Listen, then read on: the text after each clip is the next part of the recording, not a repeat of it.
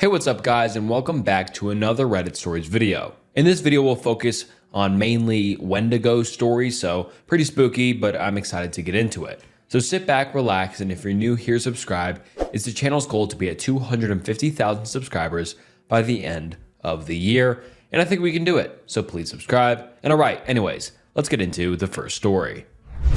Wendigo encounter. I've been debating on sharing this story with anyone outside of my small circle of people that were there, but I want to share my experience in hopes that it saves someone's life or to give understanding of what someone else has experienced. This was late fall of 2010. In northern Canada, I went deep into the wilderness with my father and my eldest brother to hunt for moose. We left in the early morning, just before sunrise, trying to cover as much distance as possible before nightfall. We traveled winding rivers and had to repeatedly portage over rapids all day. We decided to set up camp just over halfway to our destination. My father figured that we'd make the rest of our journey tomorrow. Well, when everyone bedded down for the night, I decided to go grab some firewood and relieve myself down by the bank of the river, just out of the reach of the light from the campfire. Out from the tree line about 15 yards away, I could hear rustling in the bushes. I watched the area where I heard the noise and focused on that spot. I kind of felt funny, dizzy, or lightheaded, and I could smell this putrid stink, like old milk or rotten food. Then I saw the tree started to morph and move ever so slightly and began to take the shape of a head and slight facial features. My eyes began to adjust to the darkness and along the tree line. I could hear this voice coming from there. I recognized it. The voice sounded like one of my relatives who had recently passed. The face took the shape of my relative. "Hello," they said. "I've missed you. Come see me." I smiled and stepped forward a bit, but stopped to analyze the situation. My relative's face stopped smiling and became emotionless. The skin began to turn pale and peel away. Chunks of flesh from their cheeks began to fall away, and I felt shock and fear overwhelm my body. I couldn't make sense of it all, so I started to back away and made my way to camp. I didn't realize at the time that I had been walking towards the voice and was further away from the firelight. The voice became angry and began shouting at me to come here, so I turned to run away, but as I looked back one more time, I saw the most disgusting thing I have ever seen. It was rotting flesh on gnawed bone, caved-in eyes, and a hollow chest cavity. This humanoid creature was tall and super thin. I ran as fast as I could, trying to yell for help, but the fear has made my voice quiet and raspy. I ran along the riverbank and I could hear the heavy breaths and the stomping feet from this thing right behind me. I made it onto the top of the riverbank, but it grabbed a hold of my leg as I jumped. I gripped and it tore the grass trying to lift myself and yelled as loud as I could. Then finally my voice came back and I yelled that someone has my leg. My brother woke up and ran over to where I was, then he pulled me up and took me over to the fire. I was terrified, trying to explain what I saw and that it looked like my relative but not. I was trying to convince them that I wasn't seeing things, but my brother nodded his head and said, "I saw it too." "I know." That solidified it. He acknowledged that it was real. We stayed up all night after that, rifles loaded and close by. We packed up when the sun was coming up and went back home. We haven't shared that story with anyone out of fear of being labeled as crazy or liars. I've had nightmares and couldn't sleep for months afterwards. I would see things or dark figures looking into my window or hear whispers when I was walking home at night. Eventually, I was seeing this dark figure daily. I went to medicine man or shaman for help, but I've learned that ceremonies only relieves it temporary. Friends have given me everything from protection pouches to certain crystals. I found out that there's a strong possibility that I encountered a Wendigo.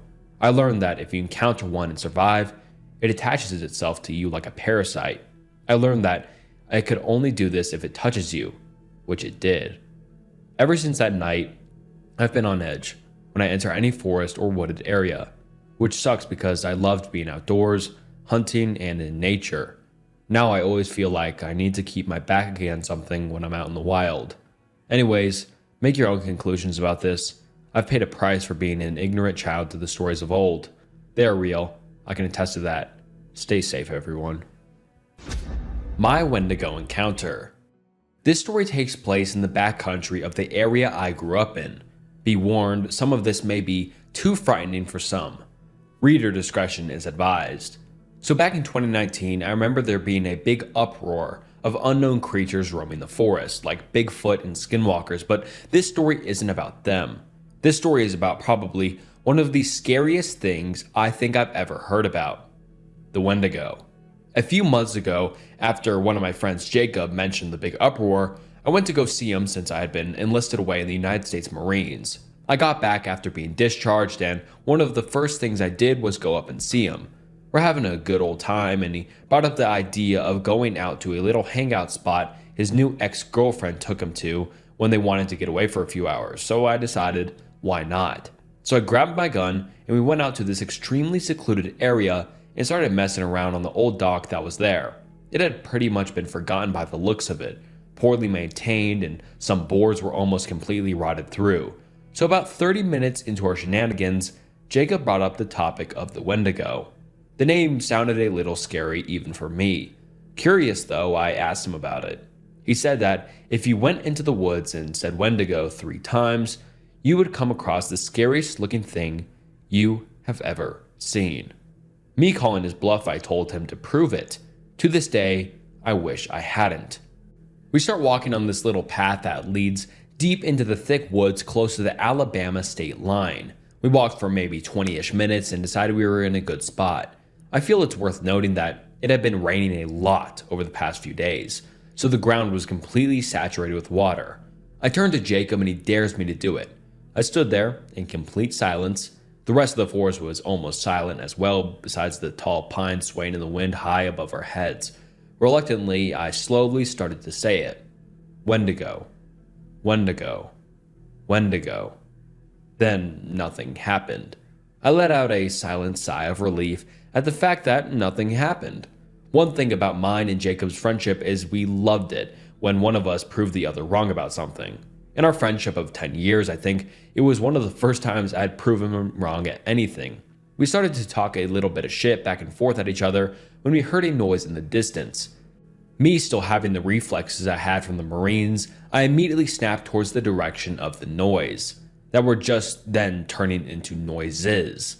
I started to move closer to the noises, and then shortly after we saw a few coyotes running across the path about 30 feet in front of us. I breathed another sigh of relief, but that relief didn't last long since I knew something was up. I didn't know what was up at first, but I just knew it was time for me and Jacob to leave. As we turned to leave the woods, all of a sudden, a tall pine tree started to groan and creak as it started to come down. Noticing this, and in a moment of pure instinct, I shoved Jacob forward as the tree came falling through the rest of the branches and landed right in between us. Jacob let out a cry of terror as the tree landed, and I hopped the tree to get to him. I could feel his heart pounding like a drum as I grabbed him by the shirt and yanked him to his feet. He was still terrified and still practically crying as I screamed at the top of my lungs. "Move, Jacob. Fucking move now." I spun him around really hard, causing him to fall to his knees. I quickly got him up and we both started to sprint down the path back in the direction we came. I didn't dare look back, and neither did Jacob. I was sprinting through the woods when a familiar sound came from behind me. "Jacob, Jacob, come quick." It was the sound of Jacob's younger sister, Olivia. He turned and tried to get past me. The whole time he was screaming, "Olivia." I stopped him and said, "Jacob, look at me. It's not her. Do you hear me? It's not her." Just then, another pine tree started to buckle. I saw it just in time to tackle Jacob down to the ground as both of us were nearly crushed. I screamed at Jacob once more. "Go! Get out of here! Go now!" As I was screaming that, I pulled out my gun out of my waistband and aimed it down the trail in the direction from whence it came. Jacob made it to the opening of the trail and turned back and noticed I was still aiming my gun down the trail. "Bradley, get out of here. Come on, hurry." I turned and started sprinting towards him. As I made it into the clearing a good 50 feet, I turned and me and Jacob both saw it. The thing we had ushered into showing itself. The Wendigo. It stood about 9 feet tall on its hind legs. There was practically no meat on its bones. It had really skinny legs and even skinnier arms. Its skin a pale white, almost like a vampire's, but the thing I noticed the most about it were the eyes. A vibrant blue, almost like a lightsaber blue for those who have seen Star Wars. Having had enough fear, I raised my gun and fired at the Wendigo. Jacob, not sticking around to see if I had killed it, He turned and ran towards the car. I turned and did the same thing as he passed me. That was my first experience with this so-called Wendigo, and I pray, almost every night, I never have to encounter something that terrifying again. I think I had an encounter with a skinwalker or a Wendigo. I'm 25 male. I live in Utah, and I'm curious if any of you have seen anything like this before. I'm pretty sure I saw a Wendigo or a skinwalker. I know it sounds strange or crazy. I don't really believe in those things, and I'm regularly skeptical when it comes to the paranormal. This happened to me when I was 17 and in high school and living with my parents. My house at the time was in a very small town. The backyard faced open empty fields and mountains for miles before you reached another civilization at all. My best friend lived next door and shared this field as a backyard in a way. I have to explain that his house was built on a different street that ended in the field with a small cul-de-sac.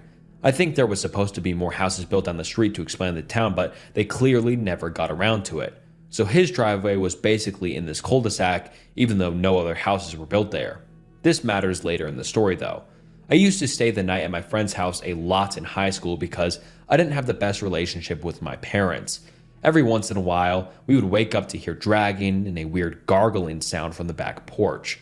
His room was a basement room with the window well to his back porch. It would happen maybe a couple times a month, but whenever we would gather the courage to check, nothing would be back there. This happened for years. One night haunts my friend and I to this day. My friend was getting ready to move, and we would stay up all night playing games and watching movies. We decided to go on a music drive to just vibe. So we hopped in his truck with high beams and swung out of the driveway, turning them on towards the field to use the roundabout. The light illuminated this thing. It looked like a person, but it wasn't. It was naked on all fours, abnormally large, especially its limbs that seemed to fold under itself in an unnatural way. Its pale skin clung to it like it had to be stretched onto it, but the part that still sends shivers down my spine is its face. Its jaw hung open to this gaping black maw, like a snake unhinging its jaw to eat. Its black eyes glistened in the light as it looked at us, but just as it turned to see us, it quickly scurried backwards, almost like it was on rewind into the brush of the field. My friend and I were pale as ghosts. We both looked at each other and were like, "Did you see that too?" We were shaken. Let's just say we tried to have a good rest of the night, but we couldn't believe what we just saw. We ended up just sitting there in his basement with guns ready and waiting to hear the gargling and dragging again. But we never did. Sorry that it's not very climactic, but it's true. I now don't live in that town anymore. There are times when I visit there though, that empty field still feels like it's watching and waiting. Even though I can't see it, I can still feel like it's out there. Possible Wendigo encounter. Hey everyone, not sure if this is the right place to post this, but I'm definitely spooked. Also my very first Reddit post, so sorry if it's a little jumbled. So today my friend, let's call her Ray, and I were in my car at night. Windows rolled down and screaming our heads off to loud music. We were feeling absolutely happy, laughing and having a great time overall while driving around the rich neighborhoods looking at huge mansions.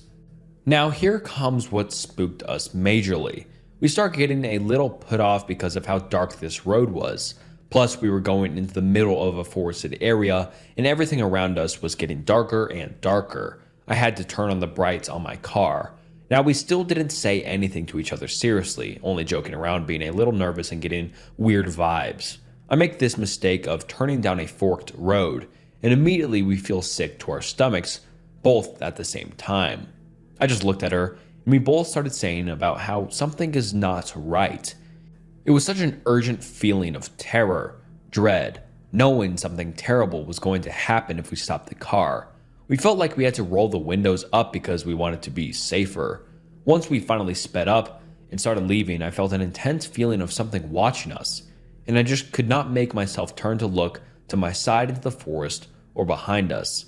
The second we got off that road, it felt like a weight came off our shoulders, again at that same time.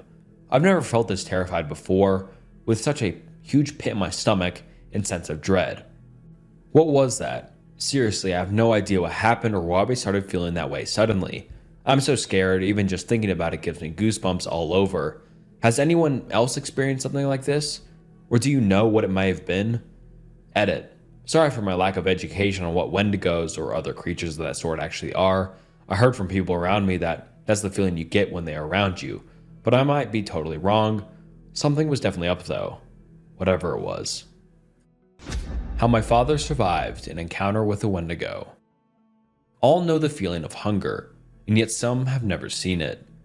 You yourself may have claimed to be starving, empty, famished, or hungry, but have you ever encountered the merciless beast we call hunger? Have you ever considered that thing you call starving is only the fingernail of the monster that plagues the minds and souls of the innocent and sane, breathing down your neck and clawing at your skin with blood-covered nails, desperate to get inside, only blocked from you gobbling down cheeseburgers, pizza, donuts, fruits, and veggies. And yet some have come close to hunger. Some of the worst instances of mass hunger known as famines have plagued us for centuries. Ireland, 1845. Russia, 1921. China, 1959. And yet even in these states of hunger, when people's teeth were gnawed and broken from eating leather and dirt, and animals had a feast of the bones and rotten flesh of human remains, very few have ever seen hunger. Few have seen the Wendigo. All the Wendigo ever feels is hunger, for it is hunger. You may have heard of the Wendigo, seen drawings of it, but for the few have seen it, for most it was the last thing they ever saw. I haven't seen it. No, thank God I haven't seen it. Yet the blood that runs in my family have seen it, stared at it in its hollow eyes. This is not my story, this is my father's. When I was around the age of 15, he told me to sit down next to him, pointing to the brown cloth chair. I was old enough to know, he told me, why he never lets me set foot in the woods, why we never go up north, especially never when it's winter. I recorded it all. He requested for that, wanted a record of what happened to him, to make sure no one else went through it like he did. This is what he told me. My father's story. He takes out a cigarette and clicks a lighter until a small blaze and puts the small flame to his cigarette, taking a puff before starting. My uncle decided it was time for me to visit the Great Lakes forest. Told me the woods were some of the most beautiful in the whole country. It took a lot of convincing until your grandfather decided it was fine for me to visit the north. Of course, when he made the decision, it was winter by then. The winter down here is a light breeze compared to the freeze up in the north. Cold days and dark, icy nights. It's a wonder how the Native Americans managed to survive the months of thick snow and the creatures that came with it. He pauses to take another puff of his cigarette before continuing. This didn't stop my uncle, who had prepared in case we had to go during the winter, for both me and him as if we were going to the Arctic. Thick, puffy jackets, fat boots, and gloves as well as goggles in case we came upon a storm on the walk, as well as bear spray if we came across wild animals. He also packed something else, a .50 caliber Action Express Desert Eagle, the ones those cops use in the movies. He didn't actually expect to use it, it was just in case we came across a bear or a lynx, and things got close and personal. He pauses and stares at his right leg. He definitely didn't think we needed it for something different. It was around mid-November when we took the plane to the state of Michigan. He had purchased a standard hotel room in a small town. He refused to mention its name. And we spent a few days simply getting used to the sceneries of where we were. My uncle's right. It was beautiful, actually. I don't even think the word beautiful cuts it. I could see the edge of the forest by my window. They were tall, like long hairs protruding from the head of Mother Nature, and along those hairs lied the fleas, squirrels, chipmunks, birds, and the occasional wolf and fox would pass by, before disappearing in the shadow of the trees. I'll tell you, even now I do miss seeing the trees, watching the wind blow the tall branches in harmony. He sighs and puts out a cigarette on his wooden chair, but I know I can never go back there. Almost every day we went on hikes, with the snow crunching beneath our feet, stopping every so often to witness the wildlife. Once or twice we came across a bear. I was scared, of course, but my uncle had faced plenty in his time living there, so of course he knew what to do. Don't look them in the eyes, he would whisper to me, as he pulled out his bear spray just in case, and eventually he would move along, searching for some berries to eat. It was around our second week there when my uncle decided to take me on my first night walk. So we put on our coats, snow boots, and brought along the Desert Spray and Desert Eagle. It was somehow even more gorgeous in the dark than it was in the day. The stars float above us like fireflies, welcoming us to the forest. As the moon, as big and bright as it ever, hovered above us. We walked until we came upon a fork in the path. We usually would go left, as it much longer, so we would experience the forest longer. But it was a lot colder than usual, so my uncle decided it was best to get back sooner than later. For some reason, the colder weather did hang in my mind for longer than it should have. Although the weather would be unpredictable, the weather news where I was more accurate than the ones down in the north. This thought slept in my mind eventually, reasoning that every news channel got it wrong eventually. So we continued, but as we went in, it just kept getting colder and colder. By this point, my uncle repeatedly kept looking up at the sky with a bewildered look on his face. Looking up, I saw not a single cloud in the sky, nothing to indicate a snowstorm was coming or anything that would cause the weather to get this cold. Soon my uncle put me close to him to make us warmer. It wasn't a long hike back, just a mile or more. Then it was clear something was wrong, more than the weather. As we kept walking, we stepped, fast steps. My uncle jerked his head in that direction, instinctively pulling out his bear spray. Looking past him, I could clearly see several pairs of eyes in the shadows of the trees, moving fast, moving towards us.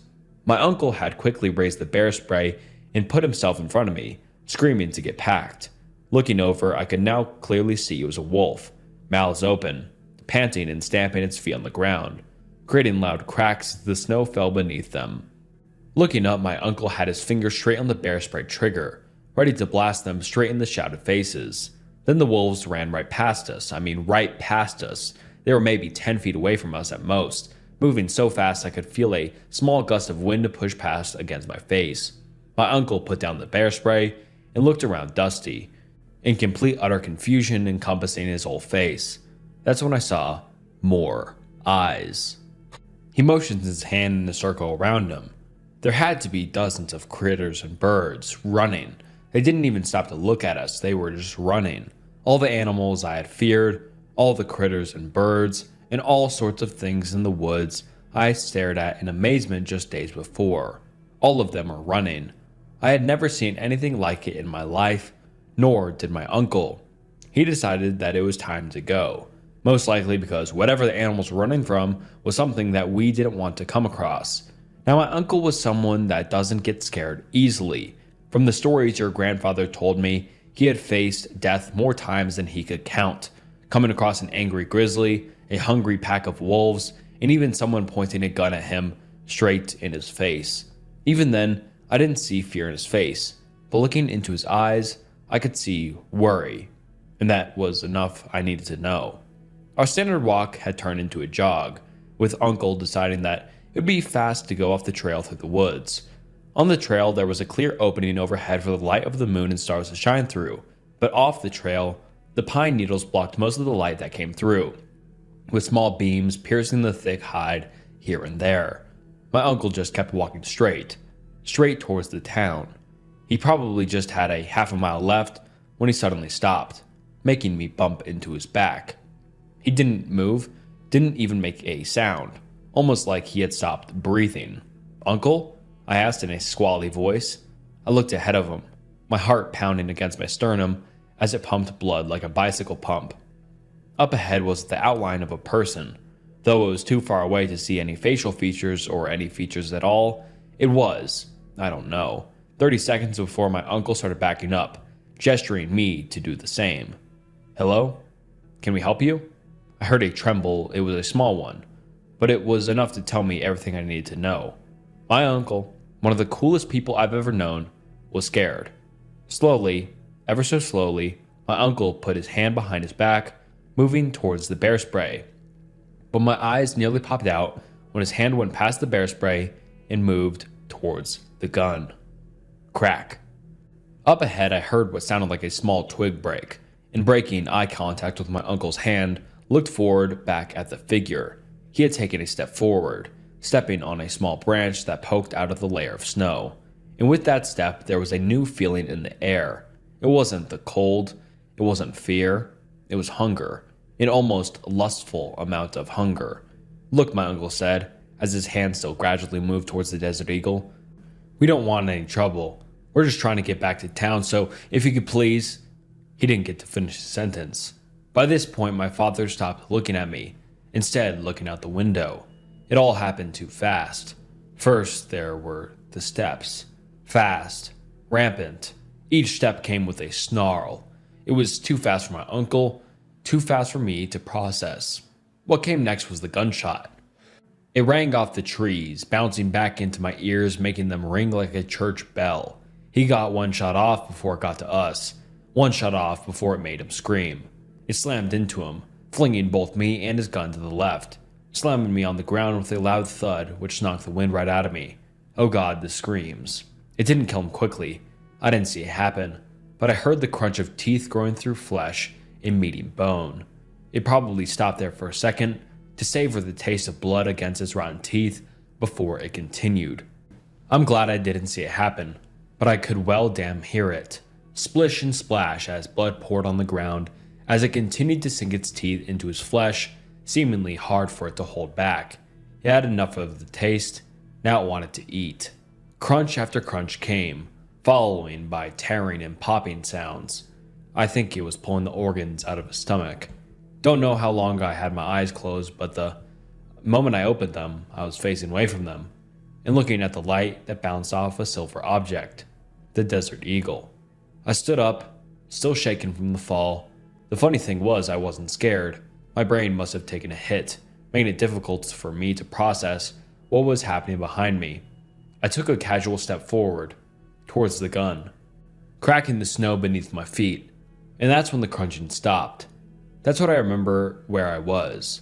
We both turned around at the same time.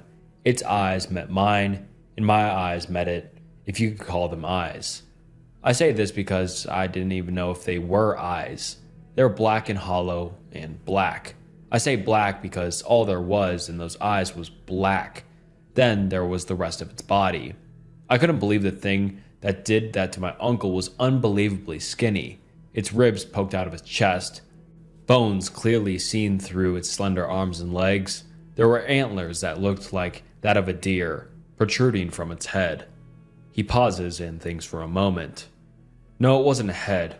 It was a skull, because that's what it looked like. A skull with deer antlers coming from the top of its head. And even as it crouched, I could see it was tall, even towering over me in that stance. He both stared at each other for what felt like hours before it turned back around and continued eating what was left of my uncle. Did it even care that I was there? Why didn't it just attack me next? Just get it over with? I didn't stop to ask these questions. I just turned, picked up the gun, and ran. For a second I considered taking a shot, but I didn't know if my bullet my uncle shot at it hit it. If it did, then I don't think the bullets affected this thing. All I knew was I had to get away. So I kept running and running and running. What probably took just 10 minutes felt like an eternity. And then I saw the lights of the town. I'm gonna make it, I thought. Hope creeping up my spine and into my brain. And that's when I heard the distant footsteps. I turned around for a split second and felt that hope come crashing down all the way to my toes. There it was, probably just 1,000 meters away. I could see its eyes. They weren't glowing or anything, they were just so black they stood out even in the darkness. And it was running fast. I couldn't believe my eyes how fast this thing was running. I would bet all of the money I have that this thing could easily be a gazelle high on cocaine. I turned my head back around and continued running, putting all my strength and energy into my legs to just get away from this thing. But the steps just kept getting closer and closer. Now today I understand why it didn't eat me before, because it knew that no matter how much I tried to run, it would never fail to catch me. And it did. A jolt of pain tore through my leg when it clamped its teeth into my leg, the teeth reaching my femur and making a small crack in it. This thing had unimaginable strength to pick me up in its mouth and flung me several dozen feet. I landed head first, shock and pain staring at my head, spreading throughout my entire body. But soon the pain was going away, as I felt myself slipping away out of consciousness. In the background I heard it crunching, savoring the little bit of meat it got out of my leg. This is it. This is how I'm going to die. I believed it. I truly believed it, but then I heard it. Get up. It was my uncle. You aren't going down that easy, are you? The words were all I needed. Every emotion in my body, hopelessness, fear, sadness, despair, were all replaced by one. Rage. I turned around and pointed the gun, which I managed to keep a hold of, and pointed it straight at its face. It turned, seemingly shocked that I had a weapon in my hand, but soon after it charged. I wasn't aiming for anything, just pulled the trigger, almost seemingly in slow motion. I saw the bullet fly and go straight into the void that was its eyes. Time stopped for just a second. Then it stumbled backward, grabbing its face, and I heard it scream. For the first time in the recording, I saw fear flicker in my father's eyes, and then he continues. When I saw it open its mouth, I expected a monstrous bellow or a loud shriek. But what came out was worse. It wasn't the sound of a monster, but the sound of a people. Hundreds of people. Men and women screamed in pain and agony. The elderly shrieked in terror. I could hear babies crying and toddlers screaming, as if they were denied a toy. But one scream remains in my mind forever. The only reason I can't ever forget what happened to that day, because I heard a specific scream come out of its mouth. The scream of my uncle. The rage was gone and the terror returned. I got back up and continued running towards the light. I didn't want to get away from it. I just wanted to get away from the horrible screaming. But I couldn't. I just couldn't. No matter how fast I ran, the dream stayed the same. But then it changed, for it was no longer screaming of pain, but screams of rage. I continued running. I had to get away. I wanted to. I needed to. My femur's crack was continuing to grow as I continued running.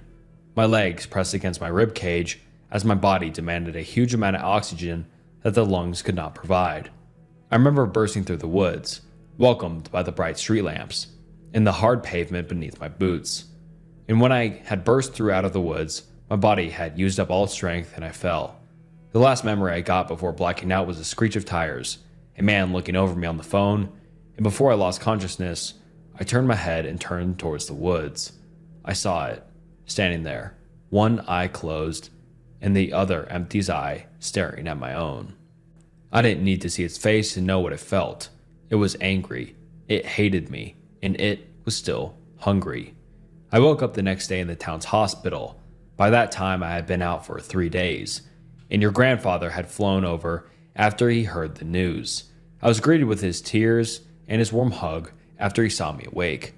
I told him and everyone else everything, about the thing, about Uncle, everything.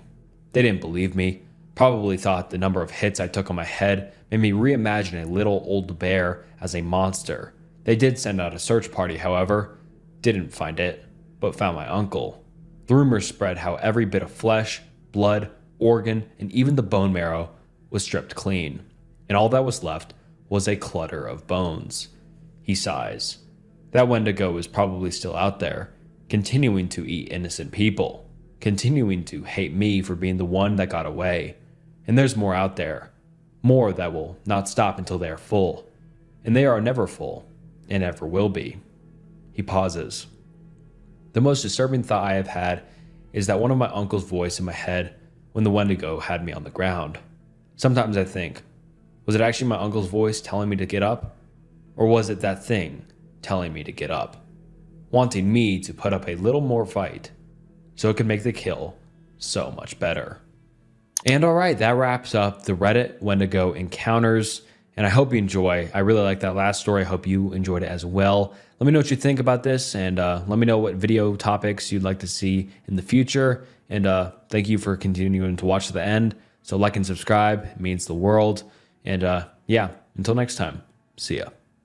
Hey, what's up guys, and welcome back to the channel. And today we're getting into some horrific confession threads where I read some of your guys' viewers of the Snook channel's confessions and also some confessions from Reddit. And oh boy, it is a wild mix. And today I have some of the most disturbing, depressing, and just downright horrific confession threads I have ever read. So you'll want to make sure to stick around, and I appreciate you stopping by. It means the world. And make sure you like the video and subscribe to the channel. The channel subscriber goal is 1 million subscribers, so please subscribe. It helps more than you know. And all right, this video will be long enough already, so sit back, relax, grab a drink or grab a snack, and without further ado, let's get into some horrific confession threads. I was successfully tried and convicted for the murder of 2 people. Ask me anything. I'm going to avoid details that could give my identity away, though I'm sure someone will put the pieces together. In 2007, I was successfully tried and convicted for the murder of 2 individuals. One was a 31-year-old male, and the other was a 73-year-old man. At first, they tried to get me for 3 more, but there was a lack of evidence. It was pretty obvious they were just trying to pin whatever they could on me, and those cases were dropped within a month. I believe one of them has since been solved. Short version: the 31-year-old R-worded and beat my pregnant girlfriend. She lost the baby days later. I was deployed at the time, so I couldn't be there for her. She knew who it was, but refused to tell the police. They have a habit of making things worse, so I don't, and still don't fault her for that. The month I got back, she confessed to me it was her friend from school. I found him on Facebook and got his address. I arrived at his house at 7:57 p.m. and broke in through a glass door in the back garden. He confronted me moments later, and I killed him. To this day, I truly don't remember exactly what happened. I just know I beat him, and he stopped moving. I knew he was dead after a few minutes, but I wanted to make sure, so I pulled out my gun and shot him twice in the forehead and cheek. Then I fired 4 more times into his stomach and neck. This next part is the part I regret. His 73-year-old father confronted me with a shotgun. All I really saw was a gun, so I shot him in the chest. He died instantly. Shortly after, the police arrived and I was arrested without incident. I served 12 years of a 23-year sentence and was released earlier this year. I was very lucky in the way I was treated by the legal system in my country. That's the short version, I guess. Ask me anything. One user says, "Why were you released so early? Isn't first-degree murder usually punished by life in prison? Also, what happened to your relationship with your girlfriend and other people in your life? Other than killing the 73-year-old, is there any other effects that you regret?" And the OP responds and says, "I'm not American. Different system where I am. I am still with my girlfriend now. Most of my friends are guys I served with, and we are still in contact. I regret the time I lost, and I regret making such a mess. I believe the male I killed deserved it. I simply wish I'd killed him in a manner that hadn't uprooted my life and led to another man's death. Not that his death was anyone's fault but my own. I pulled the trigger. I have to own that." Someone else says, "How much time was there between the incident with the 31-year-old man and his father? Were you just waiting around for someone else to show up, or did he show up there immediately after? Also, what's it like spending so much time in prison?" And the OP responds saying, "I killed the 31-year-old male within a minute. I sort of took it in before shooting his body. I was only a few seconds after I started shooting until the man turned up. All I saw was his gun, so I killed him. And boring. Very boring. Lonely at times too. World goes on and you're stuck. I'm not saying I deserved better, but the prison system is broken. 99% of the guys in there, petty crooks or serious criminals, come out worse than when they went in." Another user says, "What do you do now? Have you had any trouble finding employment? What does your family/friends think? How old are you now?" And the OP responds saying, "Bike mechanic. Yes and no. Never going to be able to get a regular job, but there are programs in place that help people like me. Most of my friends served with me, and don't judge me for what happened. I don't have any biological family. I'm in my 30s. Another user says, "Number 1, are you sorry for what you did? And number 2, about those other murders.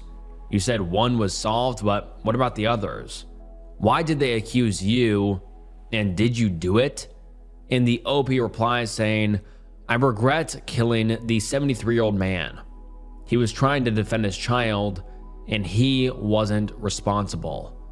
I don't regret killing the 31-year-old male, and I would do it all over again if I had a time machine. He deserved it.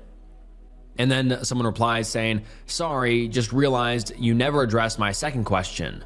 Can you please? And the OP responds saying, sorry, forgot to address that. No, I didn't kill them. I'm not a naturally violent person and would never randomly kill someone. What happened was a result of me wanting to get revenge and then getting caught up in the moment and firing without cause. I believe they linked me to the case because I was within the general area and there were also firearms related incidents. However, I genuinely did not commit those crimes.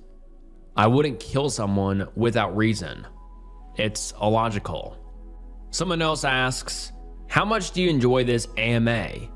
Is it strange to relive it with strangers, or does it help you move forward? And the OP responds saying, it's interesting to discuss this with the general public. I wouldn't say I enjoy it, but it's interesting. I moved on a while ago. I just thought it would make for an interesting Q&A, and I've always wanted to do one and get some perspectives. I just don't want to become famous for what I did or deal with the media, so I never did it officially before. And then another user says, what other actions could you or would you have taken versus breaking into his house and killing him? And the OP coldly responds, probably would have killed him with carbon monoxide or dissolved his body and buried his teeth, etc., under the grave of a dog or something. That way, when sniffer dogs roll around, they'll dig up the dog's grave and the police will move on thinking that's all there was to find. You'd be surprised how easy it is to get away with murder if you just use your brain. I didn't. Confession. My wife cheated on me and I did something most people would regret, but I don't. Hey Snook, I'm a huge fan and I listen to your videos pretty much every day while I do my job. It makes time fly really fast. I don't need advice, but I kind of do need this off my shoulders. I'm embarrassed. I'm alone. I have no one to really tell this without feeling embarrassed or risking getting in trouble because I'm sure I would. I, 25 male, came home early and caught my wife cheating. I'm 25, and I never thought I'd be writing something like this. My wife and I have been together since high school. We started dating when I was 16. She was my first everything. We got married young, and I truly believed we were endgame. She moved in with my family when I was 18. She was 20. My mom basically adopted her, and soon after that, we saved up together and bought our own home. I never once laid a hand on her in anger, not ever. But she knew the one line she could never cross: cheating, especially under my roof. Yesterday started like any normal workday. I was exhausted and not feeling great, so I clocked out early without telling her. I figured I'd surprise her. Maybe we could just relax together on the couch. When I pulled up, her car was in the driveway, but the house felt too quiet. Then I heard noises from upstairs. Moaning, the bed creaking. My stomach dropped. I don't even remember walking up the stairs. My heart was hammering. I pushed open the bedroom door, and there they were. My wife, completely unclothed, on top of some guy I'd never seen before. Both of them going at it in our bed. For a second, everything froze. Then the rage hit me like nothing I've ever felt. The guy saw me first and panicked. He tried to push her off of him, babbling that he didn't know she was married. My wife started crying, saying my name over and over like that would make it better. I didn't yell. I didn't scream. I just turned around, went straight to my closet, and came back with my Colt M1 911, loaded and pointed right at his face. Get up, I said, calm as hell. He scrambled off the bed, unclothed and shaking, hands in the air. My wife was sobbing, trying to cover herself with the sheets. I kept my gun steady on him. You liked being with my wife in my house? Good. Now you're going to beat the shit out of her while I watch. He looked at me like I was crazy, begging, please no, man. I clicked the safety off and told him it was either her or his brains will be on the wall behind him. His choice. I had nothing to lose. I wasted 9 years of my life, brought her into my home when she had nowhere to go. I didn't care anymore. He was terrified, but he did it. He slapped her across the face, then kept going when I told him to not hold back. Punches to the body, the face, whatever I pointed at. She was screaming and crying, begging me to stop him, telling me she was sorry, that it was a mistake. I felt nothing but cold satisfaction watching it happen. When she was a bloody, bruised mess on the floor, I finally told him to get out. He ran out of my house, unclothed, without looking back. I left her there like that. I locked myself in the guest room with the gun for a while, then just left the house. I knew she wouldn't call the cops. She'd be too scared of getting him locked up for what just happened. I've never been charged for any of it. I kicked her out of the house, and we are divorcing, and we are trying to make it as clean as possible, but we also live in a state where infidelity is very frowned upon, so she won't get anything and I won't lose anything. I don't know what I'm supposed to feel right now. The anger is there, but mostly it's this numb emptiness mixed with something else I can't name. 9 years wasted. Had to grow up and mature at such an early age for what? Do I regret making him beat her? Not for a single second. She crossed the only line I ever told her not to and wasted half my life. My 50 female daughter and husband, 15 female and 49 male, died. My son, 18 male, recently attempted S-word. I feel like part of this is my fault, and now it's too late. I am not sure if this is the right place for this. My daughter died from cancer, a very fast-acting cancer which she chose not to get treatment for. Over the span of 4 months, she deteriorated and then died. During this time, my husband turned into a severe alcoholic and drug abuser. I got depressed, and as did my son. Watching my daughter, the sweetest child in the world, pass away like that was horrific. My husband's alcoholism and drug abuse, he was doing pills heavily as well, although tried to keep it a secret, spiraled out of control to the point where he was drinking a $20 bottle of vodka every day, and then some more after. He would often go out and not come home for the entire night. My son kept on trying to get him to stop, and I sort of tried, but I was so depressed that I just didn't have the heart to put in much emotional effort into him. I isolated myself completely and was like a zombie. My husband died in our basement bathroom, covered in his own vomit. He died from a mix of huge amounts of alcohol and huge amounts of pills mixed together. I knew he was doing pills, but I never knew the real extent of it until we found his stash of pills after he died. His death came about 3 to 4 months after my daughter's death. After my husband died, I sort of woke up from my daze. But not long after, I fell back into it. My son also fell into a horrible, deep depression. It wasn't only his dad and sister dying. His grades fell apart. He got rejected from almost every college except for community colleges. He gained well over 100 pounds in the year after his dad died. Both of us were just a mess. I didn't leave bed most days. He stayed in his room, doing whatever he would do. Video games, I imagined. I didn't ignore the signs completely the way I did with my husband. I tried to reach out to him, get him into therapy for a while, but my own depression was so bad that I was giving up on everything. I think at a certain point, we just left each other alone. In the 2 months before, we barely spoke at all. It wasn't hard. Our house is big, our rooms are far apart.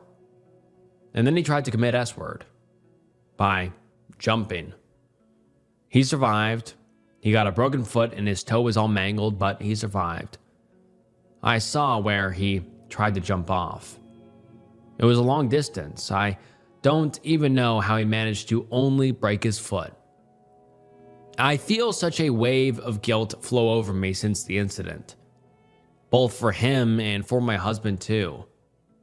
I didn't pay enough attention. I didn't give them what they needed. I was selfish, honestly. I am their mother and wife, and I just isolated myself instead of being with them and helping them and getting them through this. I constantly think that if I was more attentive, more demanding for my husband to get sober, then this wouldn't have happened. None of it. Losing my daughter was horrible, but we couldn't control that. But this is our decisions. And my presence influences their decisions arguably more than anything. I just don't know what to do. I want to help my son, but don't know how. And I feel he has ignored my attempts to help him because I've ignored him for so long. I can't tell if he is still S-word. I can't tell if the second his foot heals, he is going to try again. I am awake in that I'm aware of my being in place instead of being a depressed zombie like I have been for the past 2 years. But I'm feeling hopeless again that I can't help. A year ago, I relapsed on H and recovered. I never told my wife or kids. I have a wife and 2 kids, aged 14 and 11. I was a H addict from 16 years old to 23 years old, which was when my first son was born. My wife helped me get sober and remains an amazing person and wife overall. Last year, my wife had surgery and got pain pills. I don't know what the fuck came over me, but I just wanted to try one to remember how good it felt. I was thinking, it wasn't H, right? So maybe I won't relapse? I can't even describe how stupid of a decision it was. I wasn't depressed or particularly yearning for H, but I just wanted to try it. Literally right away, it felt so unbelievably amazing that I took 2 more the next day. On day 3, it took about 4 to 5. I was high the entire day, feeling absolutely amazing. By day 5, I went to one of the local dealers and got drugs. Literally only took me 5 days to get back on it. My wife never got a hint. My kids never suspected anything. I was lucky this happened while my wife was recovering from her surgery. She was bedridden most of the day, so I was mostly free to do what I want. I didn't use a needle. I just blew it up my nose. I did it every single day for 2 weeks. The only suspicion was my daughter saying I was acting weird when I was high, and when my son went downstairs at night and I was mumbling because I was nodding out. He just assumed I was tired. I knew I had to do something. I wanted to just leave, run away to New Mexico or something and just do H the entire time, then maybe come back. At the time, it was literally all I wanted. I kept making these horrible, immoral excuses for my usage, like, oh, my kids are old enough, and my wife is a good mom. They don't even need me. I can just run away and do H on an island forever. That was the kind of shit I would think. I knew it was bullshit, but it's so damn powerful. I ended up quitting. I just sort of forced myself to stop, which previously when I was a teen seemed impossible, but now it feels like I have more to live for. It's been a whole year since then. I remember because my wife's surgery was the day before the 4th of July. And now let's get into some of the top comments. Someone says, OP, the cliche comes to mind, it's not a sin to fall down, but it is a sin to not get back up. You turn to a dangerous but familiar coping mechanism in an undoubtedly stressful time in your life. 2 kids, bedridden wife, etc. But you realized you were on a bad path and pulled yourself back. If anything, I'd say it's something to learn from and be proud of. Someone else says, I would encourage you to tell your wife for one reason and one reason only. Life happens, and it's possible you'll end up with pills in your home again due to some other reason. Your wife needs to lock that shit down and remove your ability to get them. It's the same as some alcoholics can never, ever have alcohol in their home or they will drink it. If you feel you can't tell her about your relapse and recovery, then tell her you struggled with having them accessible in your home, and if anything like that comes in again, she is going to need to lock that shit down. You did extremely well to bring yourself back, OP. All I'm suggesting is to not put yourself in that position again. And then someone replies saying, yes, I agree with this. OP should not hide it from her. Someone else says, it's crazy how quickly something that we worked so hard for could get taken away if we don't take the time to appreciate what we do have. Good for you. Someone else says, are you sure she didn't notice? Taking 8 pills from a bottle is pretty noticeable. Usually after surgery, they don't give you that many that you wouldn't notice 8 missing. And the OP replies saying, I probably should have mentioned that she didn't even use the pills except for the first day. I think she just assumed I threw the bottle out eventually when she told me she wasn't going to take them anymore. I've been blackmailing the local drug dealer. About 6 months ago, the druggy woman in my street had her brother move in with her. This guy is dodgy. He's ripping off disability. I've seen him breaking into cars and was watching my wife one night as she got home from work. Anyways, we had a knock on the door a few months ago. It was a junkie wanting crystal. She got the street numbers mixed up. I watched as she went into the house and thought, that's how they make their money. Anyways, I started watching the house. I work from home a lot and see a lot. I started to write down and watch every car that pulled up to their house.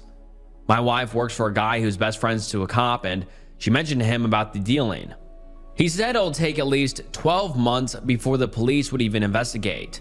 So I started a Bitcoin account and sent them a letter saying I want $1,000 a week put into the account, or I'll go to the police with everything I got. I put in a couple of photos and videos taken from the front of their house and with people and cars. So far, I've made $10,000, and with a baby on the way, it's coming in handy. And now let's get into some of the top comments. Someone says, playing with the devil, dude. I'm afraid for you. Another person says, good way to get yourself killed. And the OP says, I'm not in the States. This guy, from what I can tell, isn't a user of it. Does dope though. And then someone replies saying, you don't think drug dealers kill people in other countries besides the US? You are seriously creating a situation that will lead to jeopardizing you and your baby. And that's basically what everyone else in the comments was saying, how it's not worth jeopardizing your life blackmailing a drug dealer who may or may not be dangerous, and pay some money to track down whoever is blackmailing him and ending up hurting or killing the OP. But the OP did post about 22 days ago from the latest update, because this was posted 7 years ago. And so the OP is still alive, but whether or not something happened, I don't know. I bullied a kid who later died, and I feel terrible about it. Back in elementary school, there was this kid, we'll call him Jay, who was kind of an outcast. One day during recess, Jay scratched another kid who made the kid bleed. It was a total accident. I saw one of my buddies totally bashing Jay for doing it, and Jay started crying. Instead of trying to help out, I joined in and kept saying, "What is wrong with you?" and making Jay feel like total garbage. About 2 weeks later, I was in class and I got a cut on my finger and it started bleeding. Jay saw it and immediately ran to help and make a makeshift band-aid out of a tissue and tape to make sure I'd quit bleeding. Super sweet kid who decided to help me out, even though I was a total asshole to him. Jay ended up moving to a new school about 2 years later, and I found out he died by getting crushed by a trailer attached to a four-wheeler. I hope you're in a better place, Jay, and I'm so sorry for being an asshole to you. Such a sweet guy, and I'll never forget you, man. And now let's get into some of the top comments. Someone says, I believe this. There was a girl in school when I was a kid who was mentally challenged. I never spoke a word to her. However, my friends and I would make fun of her behind her back. We were stupid kids. I heard she died a few years later of some disease, and I always think about her, even to this day. I was a dumb kid, and she was just another person trying to get by. And the OP replies saying, yeah, I'm not lying. Just looked up his obituary today and sent a message to his family. Another user says, it seems we've all been mean as kids at some point in time. I was a total asshole to a lot of people. One kid in particular, I was extraordinarily mean to in high school. His family ended up dying in a car crash, which put him in an even darker place. I, of course, laid off of him after what happened, but I feel if I would have never been so hard on him, he would have been in a better place to get through this. I can't say I'll ever forgive myself for the ways I've treated people. I'll spend my life trying to make up for it. I've damned myself for sure. You get so caught up in things, especially in school, you don't realize how mean life itself can be. Support and love each other in life. It's already hard enough on people, especially our youth. And then someone else says, hey man, at least you feel remorseful. Just keep your head high. Think of them often and always treat people like it's the last time you're going to see them. You're a good person. Remind yourself that every day. Don't allow your future self to be a product of your past. I'm an ex-hitman that has just been released. Ask me anything. Hello, Reddit. Let me tell you my story. I've recently been released from jail on parole after serving 7 years. Let me explain why I was in the can. As the title says, I used to be a gunman for hire, or a hitman. I took many jobs that included extortion, kidnapping, blackmail, and some others I'm not extremely proud of mentioning. Anywho, I met some amazing people in the can, and I've got plenty of stories and lessons that I learned throughout my time. I'm also open to any questions about my old job. Thank you. And now let's get into the comments and questions. Someone says, how did you get into that line of work? How did you get caught? Did you ever feel guilty during or after a job? Or ever consider a different line of work? How did you ever find the clients? I don't imagine you can post an ad on Craigslist or something, LOL. Do you have a significant other and or child? If so, do they know what you did? If so, what do they think? Do your parents know? If so, what do they think? What are your plans moving forward? And the OP responds saying, I was introduced to it by a friend of mine who was in the same line of work. I got caught due to evidence left at a kidnapping scene. No, I never felt guilty. I detached myself from the job a lot. We found clients throughout word of mouth that wasn't a big secret. But we had proxies that would find genuine jobs for us. Yes, I have a fiance. She didn't like me doing it at all, and in fact, she left me multiple times to do it. But since I got released, things have gotten better. Probably try an MMA/boxing instructor. Someone else says, do you feel your time in prison as well served or just a momentarily pause? Did it result in any real changes to your perspective on life and your purpose on it? And the OP responds saying, to be honest, I was used to the routine every day. At the beginning of my time, I kept to myself. But humans need contact and can't live in complete solidarity. Yes, it was scary. But if you don't beef with anyone, prison isn't as bad as people make it out to be. It showed me that people can truly change. I've met murderers that hated themselves for what they've done and believe they themselves shouldn't be released. So yes, the biggest change I had to deal with was adjusting to the outside world when I got released. Sorry for the long answer. Another user says, hardest hit to carry out either psychologically or physically? And the OP responds saying, Well, I didn't feel much towards the jobs I have done, but it was very difficult in the beginning. We had to extract information from a POI, so it was my first time torturing someone to the extent we did it. I'll never forget it, but it was a giant learning curve. And the user responds to the OP there saying, understandable. I'm sure in time the faces and names kind of blur together and you just get desensitized to it. And the OP responds saying, yeah, it all depends on the mindset you have. If you think of them as people while you're doing it, you wouldn't get a wink of sleep. Another user asks, most gruesome way you killed someone? And the OP responds saying, I had a job in the late 2000s. It was me and 2 other people. We had a job to take care of a person that was harassing the wife of one of our customers. We were paid to get him to back off, but we did some digging on him and found out he was also a registered SO. I'm not an emotional guy.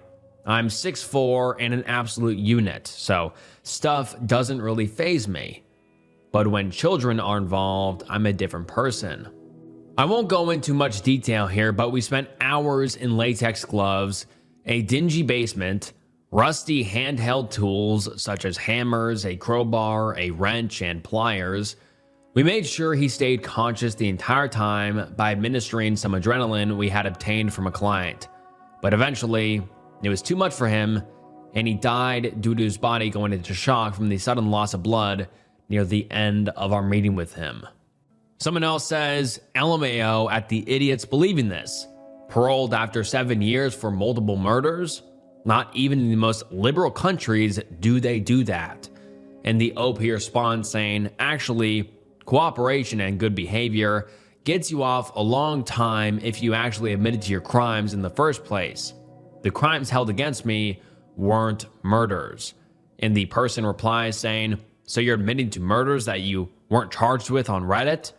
And the OP responds saying, never said I'd admitted to doing them, but planning on them, yes. Plus, I've already done my time. It isn't illegal to state public knowledge.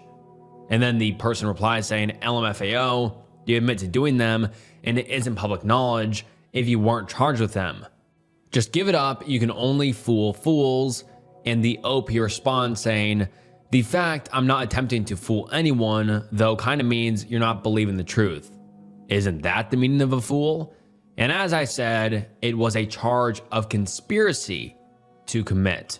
And so what do you guys think? Do you think this guy's an actual hitman or ex-hitman posting on Reddit, or just another troll? I don't know, but leave your thoughts down below. I spent a year hiding from the government. Hi Snook, long-time listener. You've helped a lot of long shifts fly by, so I wanted to share something. This might be more tame compared to some of your other wilder submissions, but I feel like it could help some viewers out there. To start, growing up, I never wanted to join the military. It wasn't a family tradition or anything, just an erratic and spontaneous decision overnight. I was 19, lost and looking for a thrill. Or maybe just a purpose. The day after I submitted my info on the website, I got a call from a recruiter. And a month later, I was on the yellow footprint at MCRD San Diego. I was a problem recruit at first. I hated being there, and the mental grind was a massive shock to my system. I regretted it almost immediately, but during phase 2, something in my brain clicked and I became an example of a good recruit. My efforts paid off and I graduated with a meritorious promotion to PFC. I gave a huge amount of my transformation to one of my drill instructors. He destroyed me and rebuilt me into a prime Marine. He'd always say, pressure makes diamonds, and goddamn, did he put me through a lot of pressure. Then came boot leave. Typically, it's 10 days, but mine was extended to 30 because there wasn't space in the next MCT cycle. My family saw an immediate change in me. Not just my appearance, but my demeanor. On the outside, I seemed like a brand new person, but something lingered in the back of my mind.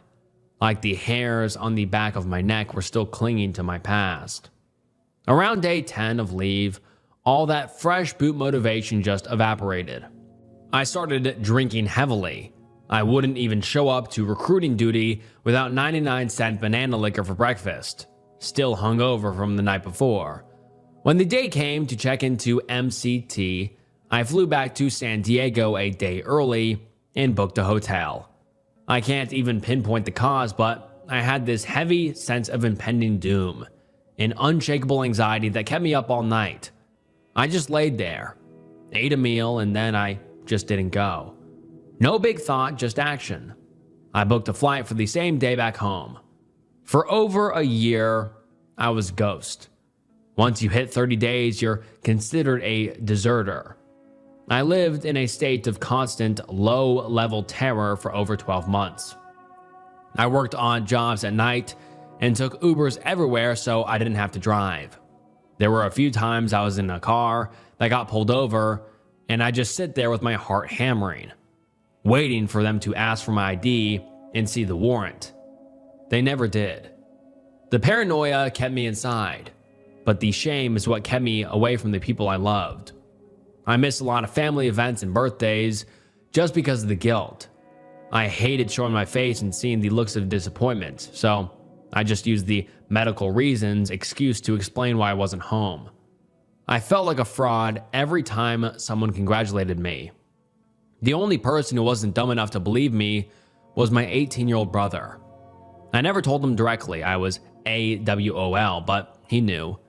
And also, AWOL means absent without leave, and also this can lead to severe jail time, 18 months to 5 years, or you'll also have a loss of pay and benefits. And so basically, it's a big deal to just desert the military, so that's why the OP is so concerned. But let's continue. He just looked at me and told me to fix it. I ended up severely depressed and tried to commit S-word a couple of times during that year, but I just couldn't run from my problems. Then the inevitable finally came, but it wasn't the police. My little brother committed S-word. I was so blinded by my own situation that I failed to see the demons he was battling. The shock snapped me back to reality. I didn't care about the jail time or the warrants anymore. Nothing mattered compared to him. A month after his funeral, I called the military police and explained everything. I flew back to San Diego, turned myself in at the gate, and was promptly arrested. I expected the worst, but it was mostly just a mountain of paperwork. I was demoted, did my 45-45, and got administratively separated 4 months later. It's been 8 months since I lost him. I sometimes wonder if that sense of impending doom I felt in that hotel was a warning about my brother, and I was just too self-absorbed to see it. If you're in a similar situation with the military, do yourself a favor and just turn yourself in. It's not worth the nightmare. And to the ones dealing with S-word thoughts, please reach out. Give a cry for help that screams at the whole world, because I promise you, sitting in the dark with your secrets isn't worth it. If anybody watching has a similar situation going on with the military, leave a comment on the video. I'll be checking them and I'll reach out to offer whatever advice I can. I miss you so much, bro.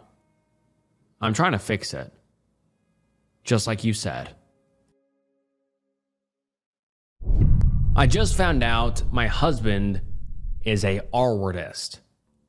I, 44 female, have been married to my husband for 17 years. We have 3 children together, ages 15, 13, and 10. We've had a perfect marriage. I didn't know my husband in childhood at all. He moved to my state a few months before we got together. We're about to be moving houses and I was packing things away, and I found this old journal. I thought maybe it was mine, but as I got to reading, I realized it wasn't. It was my husband's guilty confession about his friends and him having intimacy with this passed out drunk girl in the college in his hometown. It goes into great detail about the things they did to her and how she woke up in the middle of it.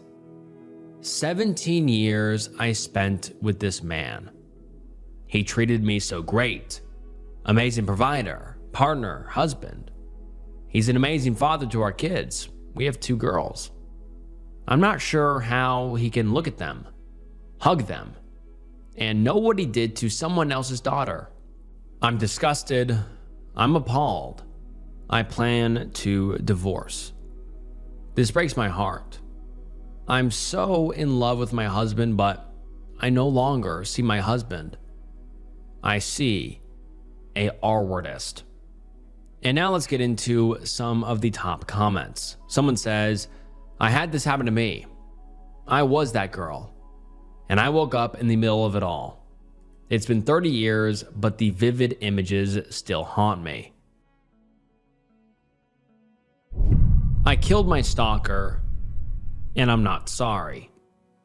I'm writing this to share a series of deeply unsettling events I've experienced recently.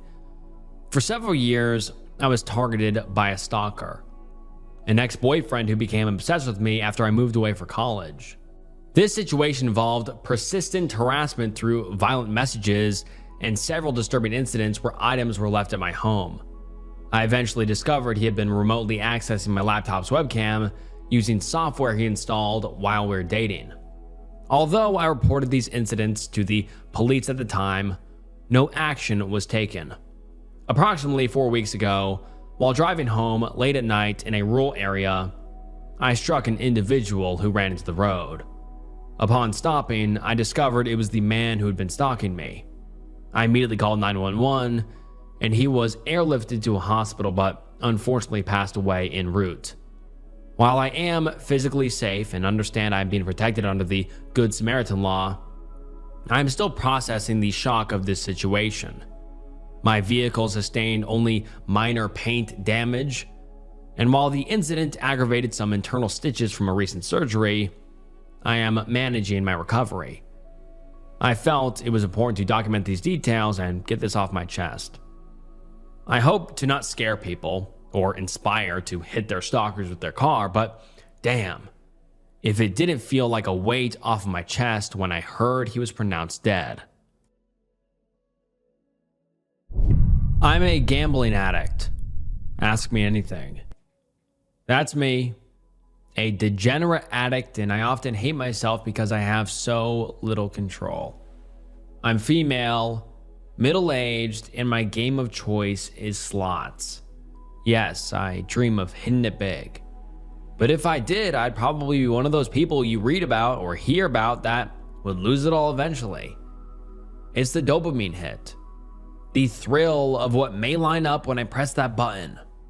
I just want more when I get a win. And almost all of my wins end up getting played back, often at the same session. I've learned to only take the money I'm going to play with and that I need to get there, gas or food, because I know it's highly unlikely that I'm walking out with anything. I've drove away with less than $2 in change in my pocket and been hungry. Not starving, but hungry for a meal on my way home. I've done without food or buying less food during the week so I can take more cash to the casino, barely paying or paying late the essential bills, and now behind on my car payment because of my addiction. It spiraled badly in the last 2 months as I started going to a nearby casino, and after winning and playing it back a few thousand, I got sucked in. I kept getting good free play offers on average 3 times a week for a couple of months now, so that made it easier to keep going back, and I'd take some cash that I should haven't been spending. The free play has dried up now, except one more lowish offer tomorrow. I'm telling myself I'm not going tomorrow, but it's tempting me. And I lie to myself, saying just one more time, and maybe I will win enough to get myself out of this hole, but chances are, if I did get lucky, I just play it back and walk out with that feeling of pure hatred of myself and feeling hopeless. I've been a gambling addict for 15 years, spiraling every few months. It's hell. And now let's get into some of the top questions and comments. Do you logically understand that you will always lose money, even if you win small amounts? If so, what keeps the thrill going? Is it the flashy screens and the numbers? In the OP responds saying, yes, I do logically understand. It's the dopamine hit for me. Slots these days are designed to hook you, and they are very addictive by design. They have always been, of course, but the last 10 years, probably more so than ever. Someone else says, have you tried to get help? I had an early stage addiction, so I forced myself to play them at the lowest bet until I hated them. I don't even think about playing them anymore. And the OP responds saying, I've went for help, but nothing sticks long term. Another user says, how did it start? I can understand drug addictions, but never gambling addictions. The few times I gambled, I just slowly lost my money till I left. Even when I won, it was just stressful because I wanted to keep gambling, but I knew I should have just left with the money. I don't know. It was just not fun at all to me, just stressful to be honest. And the OP responds saying, maybe the root of it is my genetics. My father was an alcoholic. I liked games as a kid, board games, card games, and sometimes the occasional game of poker. I don't recall the poker games being for real money, however. A very difficult life started for me in my preteen years. Maybe it was the small hits of dopamine and my distraction from life that rooted it way back then. My first trip to a casino was in the late 90s, and shortly after I realized that this could be bad for me. I don't go that often back then, and sometimes I would go a few years in between visits, so it wasn't an issue for me back then, but I felt the danger. When I really sank the boat was when I started gambling online. Some poker and then slots. That was about 15 years ago. I no longer gamble online, but now there is a casino about 1.5 hours away. And then someone replies saying, damn, an hour and a half? How frequently do you go? Do they give you rooms? And the OP says, the last 2 months, 2 times a week, occasionally a third time in the same week. The free play offers had a lot to do with my binge. It's over now. Big offers of free play is done, and I just do not have the cash because of what I've blown through in the last 2 months, and I've got to catch up with my car payment. I've even lost my weight because I've played my grocery money. How stupid is that? Someone else says, have you ever lost everything? And the OP responds saying, I've played away almost every bit of money I had with me on most trips, sometimes going home with less than $1 and change. Luckily, I don't have rent or mortgage. I have the usual expenses, and I'm behind on my car payment because of my latest binge. And we have not heard from the OP since then. This was about 2 years ago, so who knows what happened to the OP, if they kept spiraling and kept having these binge sessions and binge gambling sessions, or if they finally got the help they needed. But I really hope the OP went to some Gamblers Anonymous or got some help or went to therapy or something to help get over this addiction, because, I mean, the OP said it. They've been gambling on and off for 15 years. And obviously they can't keep it up because the OP is behind on their car payment. They're not feeding themselves. And obviously it's very dangerous. And so I really hope that the OP was able to get off of gambling and get the help that they so desperately needed. My mistake could cost my patient's life. This has been eating away at me for so many days. I'm not sleeping well, nor can I even live my life without this hanging over me every second of my day. So forgive me if I mess up this post in any way. This patient has been with me for months. It's a complicated case, so we couldn't let them go home with all the knots tied up. So this day I decided to give them some release of their pain, a heat treatment. You can call it malpractice, incompetence, a lack of judgment, but what happened was that it was too hot and I didn't pick it up because of their skin condition. So we only found out the next day that they had developed a blister.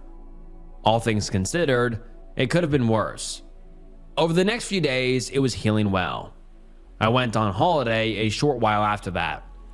Also, just to interject, I think we have to assume this is a doctor, and the doctor messed up treating the patient. I just wanted to interject there, but let's continue. But it all came crashing down while I was away. The broken skin developed an infection, and now my patient's not even under my care anymore.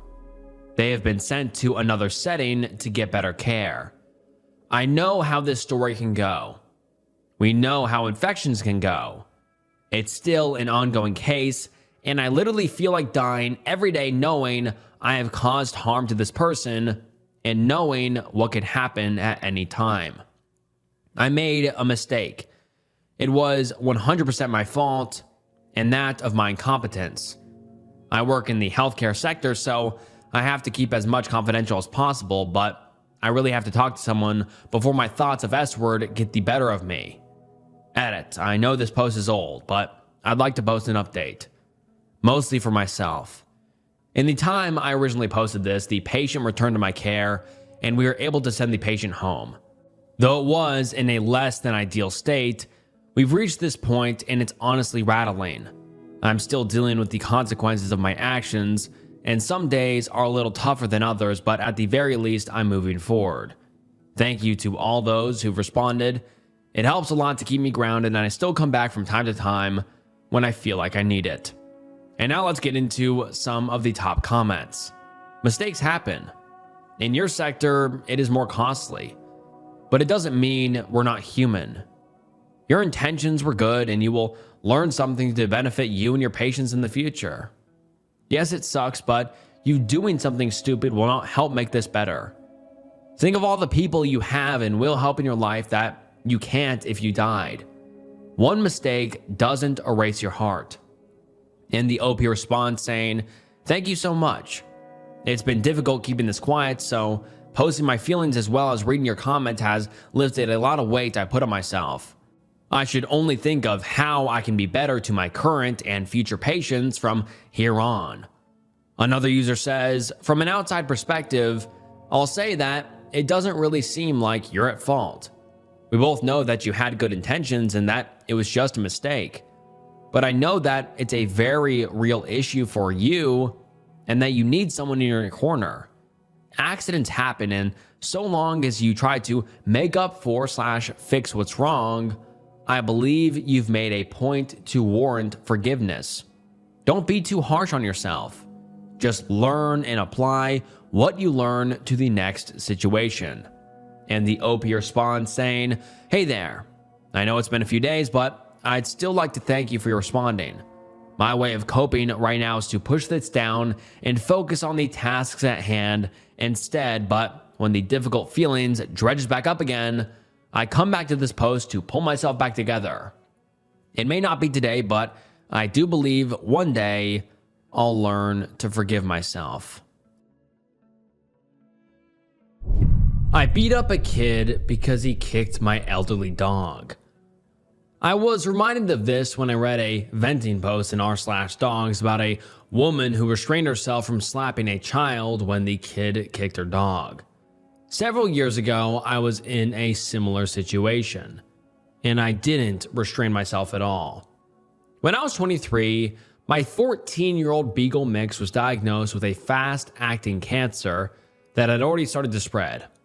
I'd had him since he was 1, and I made it my mission in life to keep him as comfortable and happy as I could. There was nothing he loved more than walking in the park, so I packed him up in the car and went for a short and slow walk every day. He was the sweetest, friendliest boy, so it was absolutely shocking when, on one of our walks, a boy we'd never seen before, who was probably 10 to 11, ran up to us screaming, "I hate your ugly, gross dog, lady." My initial response was, okay, we're just passing by, so goodbye then. Then the little jerk let out an inhuman screech and ran forward and kicked my dog in the stomach. My poor boy yelped and whimpered and crumpled to the ground in pain. And the kid laughed in that horribly demonic way only a child can laugh, and then reeled back to kick again. Before that moment, I had never experienced rage as an adult. I'm pretty evenly keeled person, and I'm typically a pacifist and diplomat. This was the first and only time in my life that I saw red. Before my brain had even processed what happened, I'd already lunged at the kid and sort of half grabbed, half shoved him by the neck and pushed him to the ground very hard. He immediately burst into tears, and that's when I should have stopped, but I couldn't stop. It was the only time in my life when I felt like I wasn't in control of my actions. The kid was scrambling to get up, and I kicked him really hard in the side, several times. Then I grabbed him by his sweatshirt hood and screamed in his face at the top of my lungs. I screamed some really horrible things at him, something like that I'd find him and kill him slowly if he ever tried to hurt another animal again, but it felt like the words were just erupting out of me with no thought or effort. At that point, the kid was ugly sobbing and apologizing and begging me to let him go, which I guess helped me to sort of snap out of it, because I felt myself, or lack of a better description, return to my body. I felt totally numb and sort of inebriated, but the rage was gone. I let the kid go and told him to go find his mom, and hastily added, "And don't ever kick a dog again." He ran off crying. I scooped my dog up, hustled to my car, and left. I was oddly calm. I drove to the vet and told them only that a child had kicked my dog and ran away, and I wanted to get him checked out. They checked him out and said there was no serious damage other than the beginnings of a bruise. I drove us home, got into the shower, and sobbed for hours.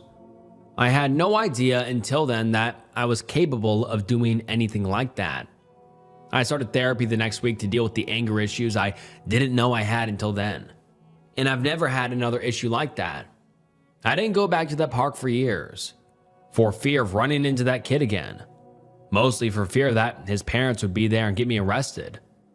I took Freddie to a different park that was a little further from the house, but he actually liked it more because it had good, soft dirt to dig in until his final day on Earth. I think about that kid sometimes, though. I wonder how my actions impacted him. Did I scare him straight? Did I teach him to be more violent? Does he have some complex about short women now because a short woman beat him up when he was a kid? He's got to be at least a teenager by now. I wonder how often he thinks about it, if ever. I wonder if he sees himself as being entirely the victim, or if by now he's loved and lost a pet, and understands the drive behind what I did. And now let's get into some of the top comments. Someone says, "Just recently I had a guy at an off-leash dog beach repeatedly swing a branch at my dog and abuse me. If it weren't for his young children being there with him, I think I would have been looking at a pretty serious assault charge, to be honest." Seeing someone unprovoked do that sort of shit to your dog is also probably the most rage-inducing thing I've experienced in my adult life. And the OP replies saying, "Since Freddie, I've always had very large dogs, Rotties and the like. And I think one of the reasons I made that choice is because most people don't mess with them. Seeing anything bad happen to my or anyone's dog is still the only thing that makes me top shelf angry, and probably the only scenario in which I would act out that way again. People who abuse animals are the lowest of the low, and I'd have no issue beating the shit out of any adult who so much took a swing at my dog. But it's the fact that I did it to a child that I feel I was wrong." Someone else replies saying, "You didn't do serious damage or cause any horrible mental trauma. Normally, I don't condone things like that. But who the fuck kicks a dog in the stomach and calls it ugly for no reason? I can't imagine someone being so shitty. Worst case scenario, you taught the little shit a lesson about being an asshole to animals. Don't stress too much about it." And the OP responds saying, "I very possibly broke one or more of his ribs. If I'm being honest with myself about how hard I kicked him, like he definitely didn't die from his injuries or anything close to that, but he was fine to run off. So he was fine enough to recover. But he may have had some lasting injuries. I don't stress about it as much as I do think about it. It's the only violent thing I've ever done to someone who I was physically stronger than. I know that he was an awful little punk kid, but I still feel bad for not being a better adult and more in control of my actions." And alright guys, that wraps up some horrific confession threads. This was a wild video. And what did you think? Comment down below your thoughts. I read every single comment on every single video, so please leave your comments, concerns, and feedback down below. I love you guys, and I love the comments and the community we've built here. And I'm glad that some of you guys can get some relief from sending in a confession. And if you'd like to see a confession in a future video, please send it to the email in the description. Thank you, I appreciate everyone who sends in their confessions, and hopefully it gives you a little bit of relief if you're holding on to anything super, deep or something that disturbs you. And I think it's nice to have that outlet for many people. So thank you everyone who sends in their confessions. And if you enjoyed this video, I'm sure you will enjoy some other videos on the channel. So go check out some other videos on the channel. Thank you. And all right, this was enough yapping for me. And yeah, thank you so much for watching. And this is Snook, and I'll see you next time. Bye. Hey, what's up guys, and welcome back to the channel. And today we're getting into some unexplainable true Reddit threads. You guys have been loving these Reddit threads videos, so I'm gonna keep making them as long as you guys keep watching them. So comment down below and let me know if you'd like to see more Reddit thread videos in the future. But today we have some crazy, mysterious, and unexplainable true Reddit threads. They're gonna be super, super interesting and scary, and also a little bit weird. So you wanna stick around. Please like the video, subscribe to the channel, and yeah, this video will be long enough already, so sit back, relax, and without further ado, let's get into some unexplainable true Reddit threads. When I was around 10, I met a strange boy who seemed to appear from nowhere. Him and I became super close friends, but after about a year, he disappeared. I never found a way of contacting him again. This is going to be a long one, so you'll have to bear with me while I try and explain everything. Okay, so I was probably around 10 to 11 years old the first time I remember the boy turning up. It was the middle of summer, and my friends and I were swimming in a lake in one of my parents' fields. I grew up in a small farmer's town with a population of no more than 200, and so everyone knew everyone. There were 2 schools in the town, one for boys and one for girls. I'm not sure why they split them by gender, and I'm pretty sure both have merged now, but that's what it was like when I lived there. I'm going to tell it how I remember it happening, but my friend who was there at the time remembers it slightly differently than I do. So, as I was saying, my friends, I think it was about 4 of us in total, and I were swimming in the lake at the bottom of one of my parents' fields. It was about a 15-minute walk from my main house. We had been playing there for a while when we heard someone calling us. We looked over and saw the boy standing at the edge of the lake, completely unclothed. Once we noticed him, he shouted if he could play with us. He looked to be around the same age of us, maybe a little older, but not by much. He was super pale, like white pale. I remember being amazed and kind of jealous of his super bright green eyes. He also had shoulder-length white blonde hair, like Draco Malfoy blonde. I looked at my friends and we said yeah, and he could come in the lake with us. None of us recognized him, which, as I said, was weird because we had all lived in this tiny town for our whole lives and everyone basically knew everyone living there. He introduced himself as Richard, but he said he prefers if we call him Richie, so we did. I remember asking Richie where he was from, but he'd go all awkward and would never give a straight answer. Anyway, after a while more of playing in the lake, Richie seemed fun, and I invited him to come back to my house for supper. He straight away said he would love to come, and my friend was like, "Don't you need to ask your mom?" To which Richie said something like, "Oh, she won't mind." Remember how I said Richie was completely unclothed? Well, that wasn't so strange. In fact, I'm pretty sure we all were. My friends and I were all boys and we would skinny dip in the lake normally, so it didn't stick out to me when he first arrived like that.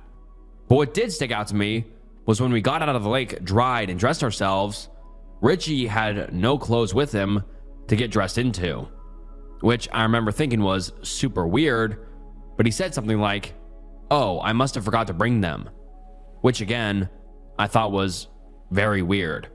Like, how do you forget your clothes? I wasn't sure how my parents would react to me bringing home a unclothed boy, so I gave him my briefs and my overshirt to put on. But yeah, that stuck out as very odd. My friends went back home and Richie and I went to my house.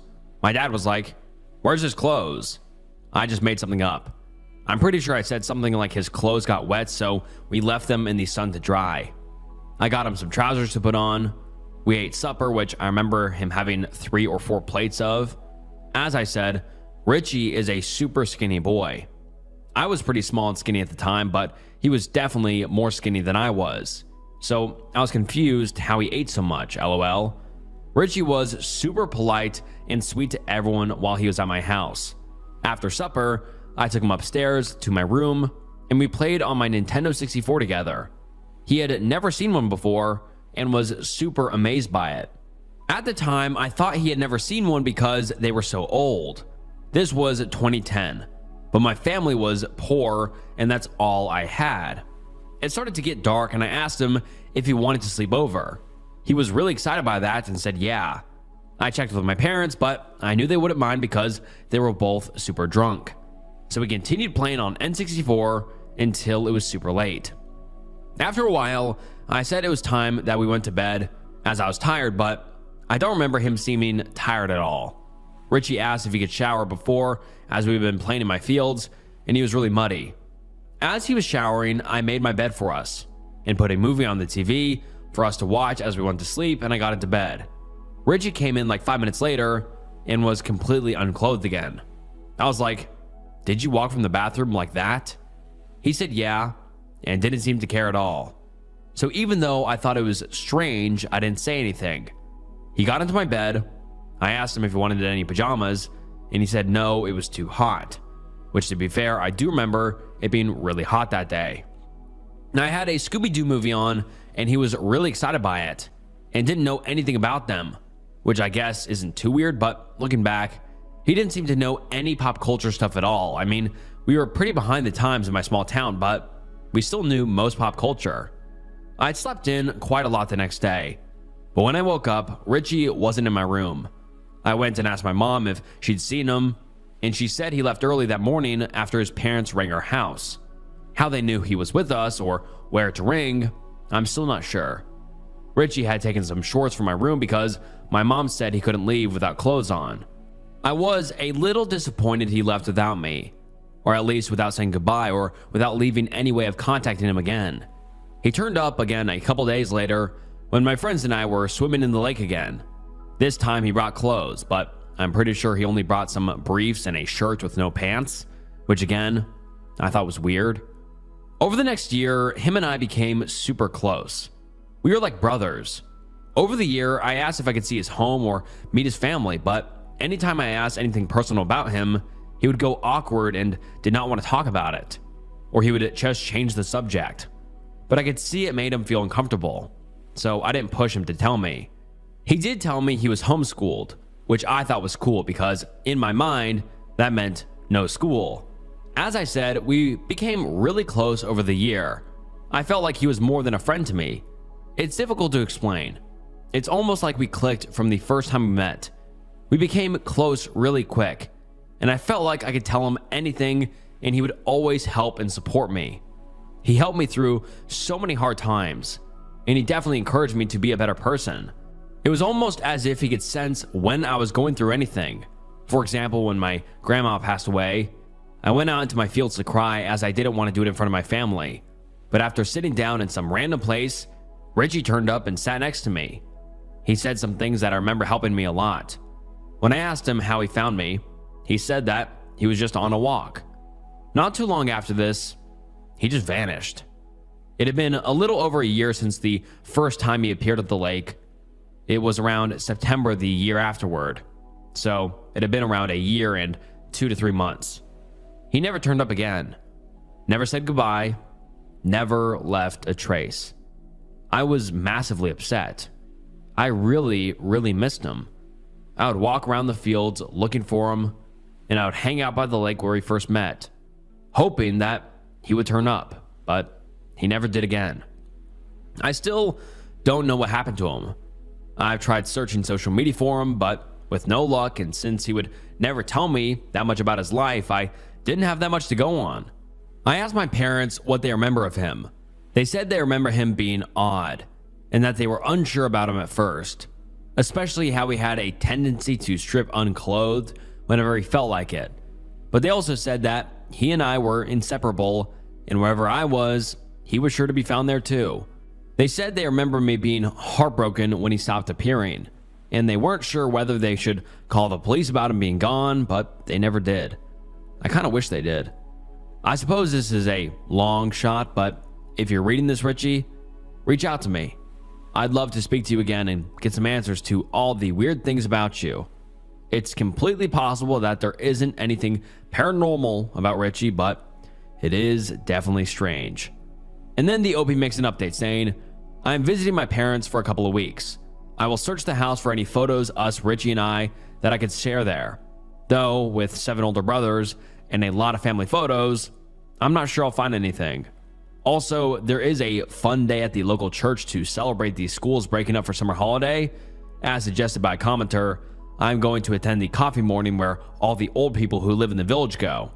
Even if this means waking up at 7 a.m., I am going to be asking around to see if anyone remembers Richie. I will update this thread tomorrow if I find anything. Thank you everyone for your help. And then the OP makes an update, or a second update, saying, I've asked around at my local church today. No one seemed to remember Richie. I started to lose a little hope. But word must have spread around that I was looking for someone. Because an old lady, I'll call her Sharon in this, who I know, but haven't ever really spoken to before, came up to me. She says she thinks she might know Richie's maternal great aunt. She is going to try and find the contact details for me so I can reach out and see if the great aunt has any info on Richie. Sharon says if Richie does belong to the family she's thinking of, then he would have lived at a cottage around an hour and 15-minute walk from the main village. She said the cottage is secluded, with no neighbors. Sharon has no idea why he disappeared, but she said she isn't that close to Richie's great aunt. I hope this is a good news. I might actually be a step closer to finding Richie again. I'll update with any more news if I find any. I'm hoping that this possible aunt is still alive and hasn't changed contact details. Wish me luck. And then the OP makes a third update saying, I've contacted Richie's potential great aunt, PGA for short LOL, with no luck. I called the number that Sharon gave to me a couple times, with no answer, though I have left a message explaining who I am. I sent a letter first class to the address that Sharon gave to me as well, which should get there tomorrow or the day after. Hopefully the PGA is still living at the address and I'm able to get some answers. In the letter, I also explained why I was interested in contacting her, and I gave my phone number if she would like to call me instead of writing back. I will update as soon as I have anything new. Oh, and one more thing. I visited the cottage where Sharon thought Richie could have been living. The cottage is abandoned and run down. Seems likely that he could have been living there.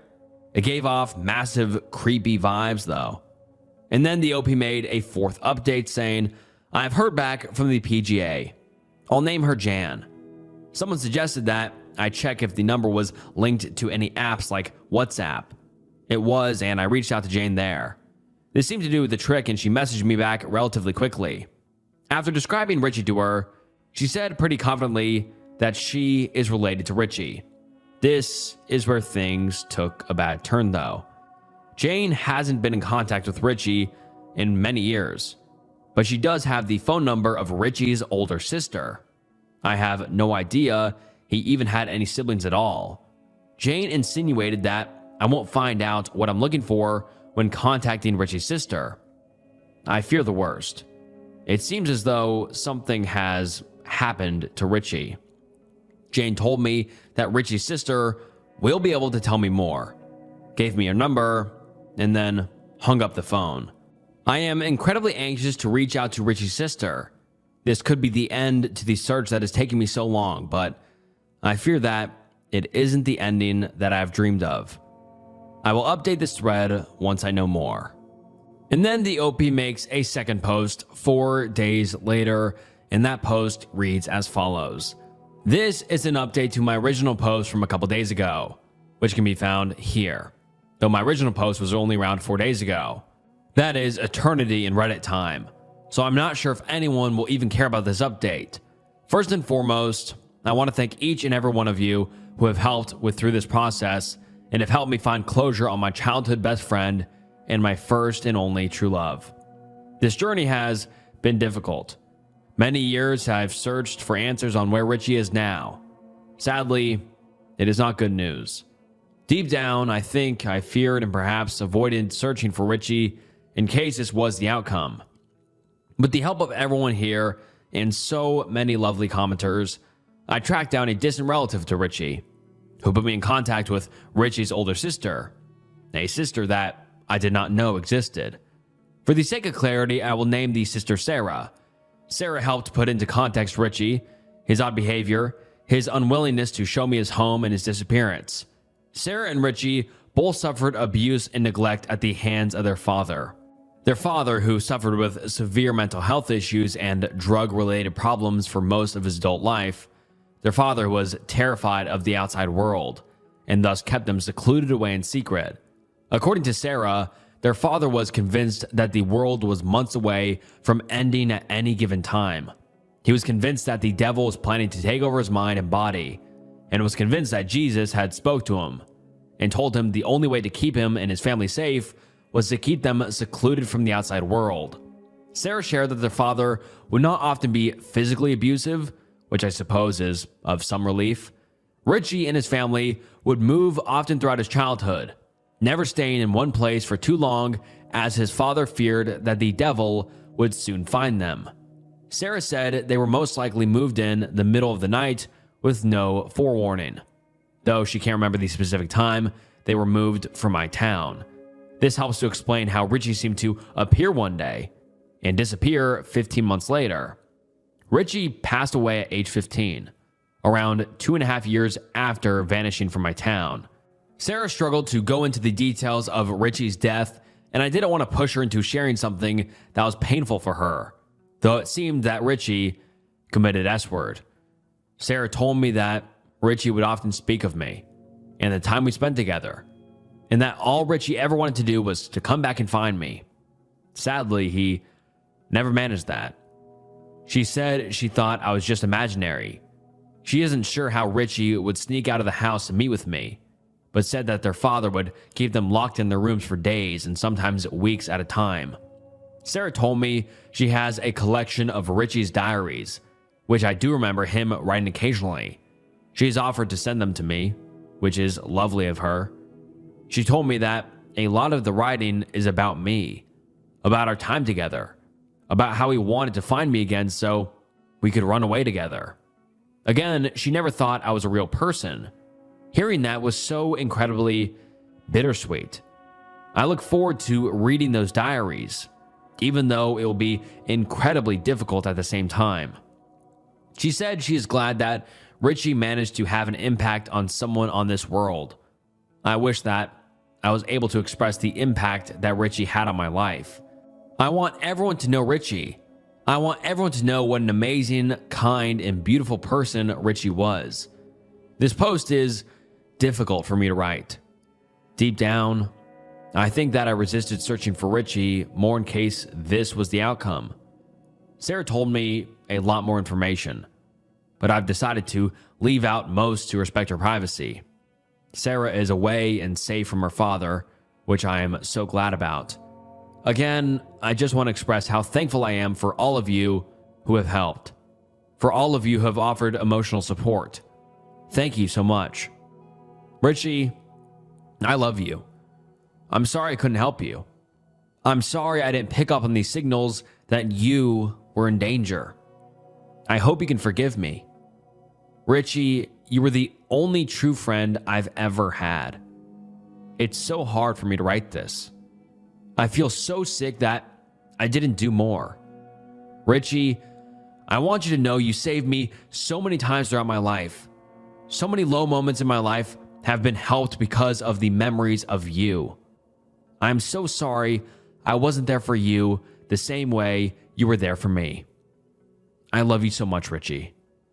And then the OP makes an update about a year later, reading, "Hello everyone. Almost 1 year ago, I made a Reddit post searching for answers about a childhood friend of mine that went missing. It received a moderate amount of attention, and with the people of Reddit's help, I was able to track down the relatives of my missing friend.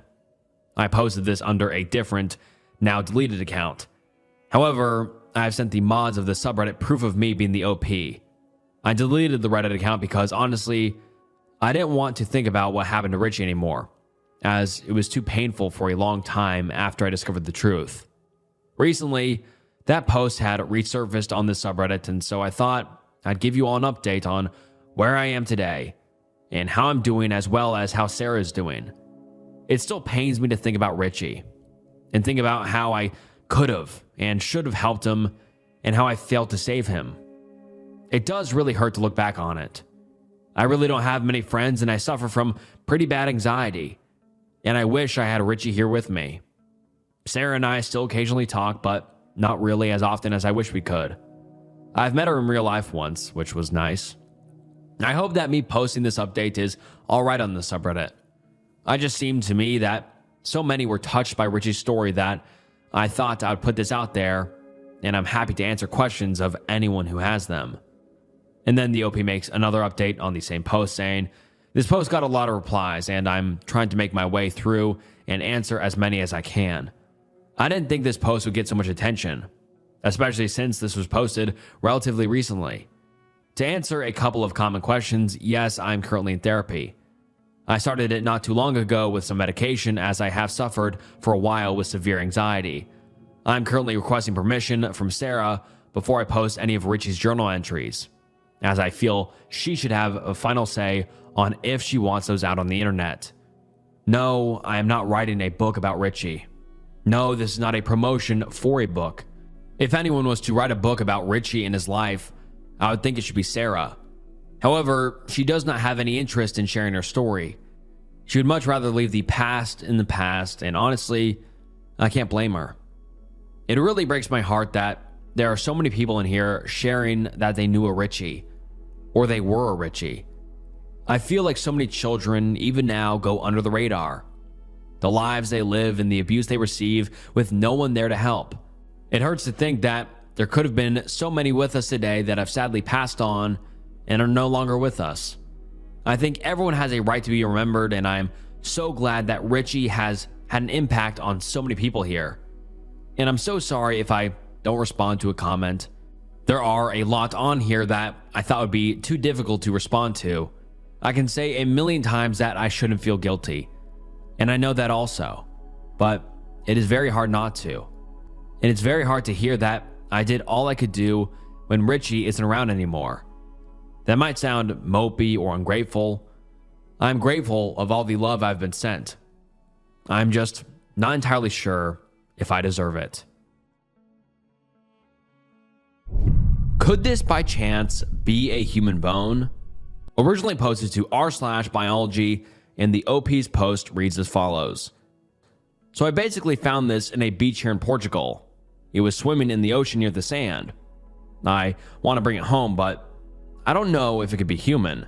And I'm going to blur the bone because I don't know if human bones are allowed on YouTube. So I'm going to blur it, but basically it is just a small piece of bone that the OP obviously thinks is human. And let's get into the comments. Someone comments saying, osteoarchaeologist here. I believe this is a human humerus. I think you should probably contact the local authorities. And the OP responded saying, I'll do that tomorrow since they didn't actually know what to say when I called earlier. Anyways, thank you. And I mean, how chilling is that? Finding a human bone on the beach. But then a short while after, the OP posts an update. Let's get into it. So far, this is what we know, or think we know. This is probably a human humerus. It's almost the same size as mine. I'm a 17-year-old male, and it's also broken. The edges are not sharp, so it's probably been in the water for a long time. Day one, I tried to contact the authorities, but they said to contact other people and didn't even know exactly what to say. Police in Portugal rarely do any shit, so I think they might not find anything out. Still, I'll try to contact them again. Day two, tomorrow. Yes, that means I went home with the bone. I'll try not to touch it and keep it safe. I want to have some closure. Also, a lot of people sometimes go missing on beaches because of the strong waves. I still don't know if it was broken or cut, but it's probably broken. I didn't find any specific news that could help. Small edit. I already contacted the police. They were the ones I called yesterday. Location, Praia da Manta Rota, Algarve, Portugal. Day found, August 2nd. And then the OP makes a second update saying, hello everyone, I just woke up. I barely slept to be honest, but I'll try to share my thoughts and things I think might be relevant. First of all, I wrapped the bone with some paper towel, as some people said to me, and I'm trying not to touch it. Turning the bone to authorities might not give us an answer to this case, however, but it's probably the only solution I have. I only got until day 6 to do something, since I'm from another location in Portugal. I don't know if they are able to keep us updated, but I'll try to ask for that. Maybe the news will. In case anyone notices it when on the news, tell me please. I personally won't report it to the news channels because it might be from some member of a family, and maybe the family doesn't want it to appear on the news. Quick reminder that I know where the bone was found. It's easy to remember since I always stay in the same place in that beach since I was a kid. Anyways, it was swimming on the water for a long time probably, so location might not be that important. I also don't feel like spending my personal money to have someone tell us about the bone, haha. And I don't know if I can just give it to university. Maybe I have to talk to the police first. I'll try to ask for that, but I doubt they will say anything useful. And thanks to everyone helping. Everyone interested, and thanks to the ones giving awards. I'll probably call them later, and after that, I'll try to keep you updated.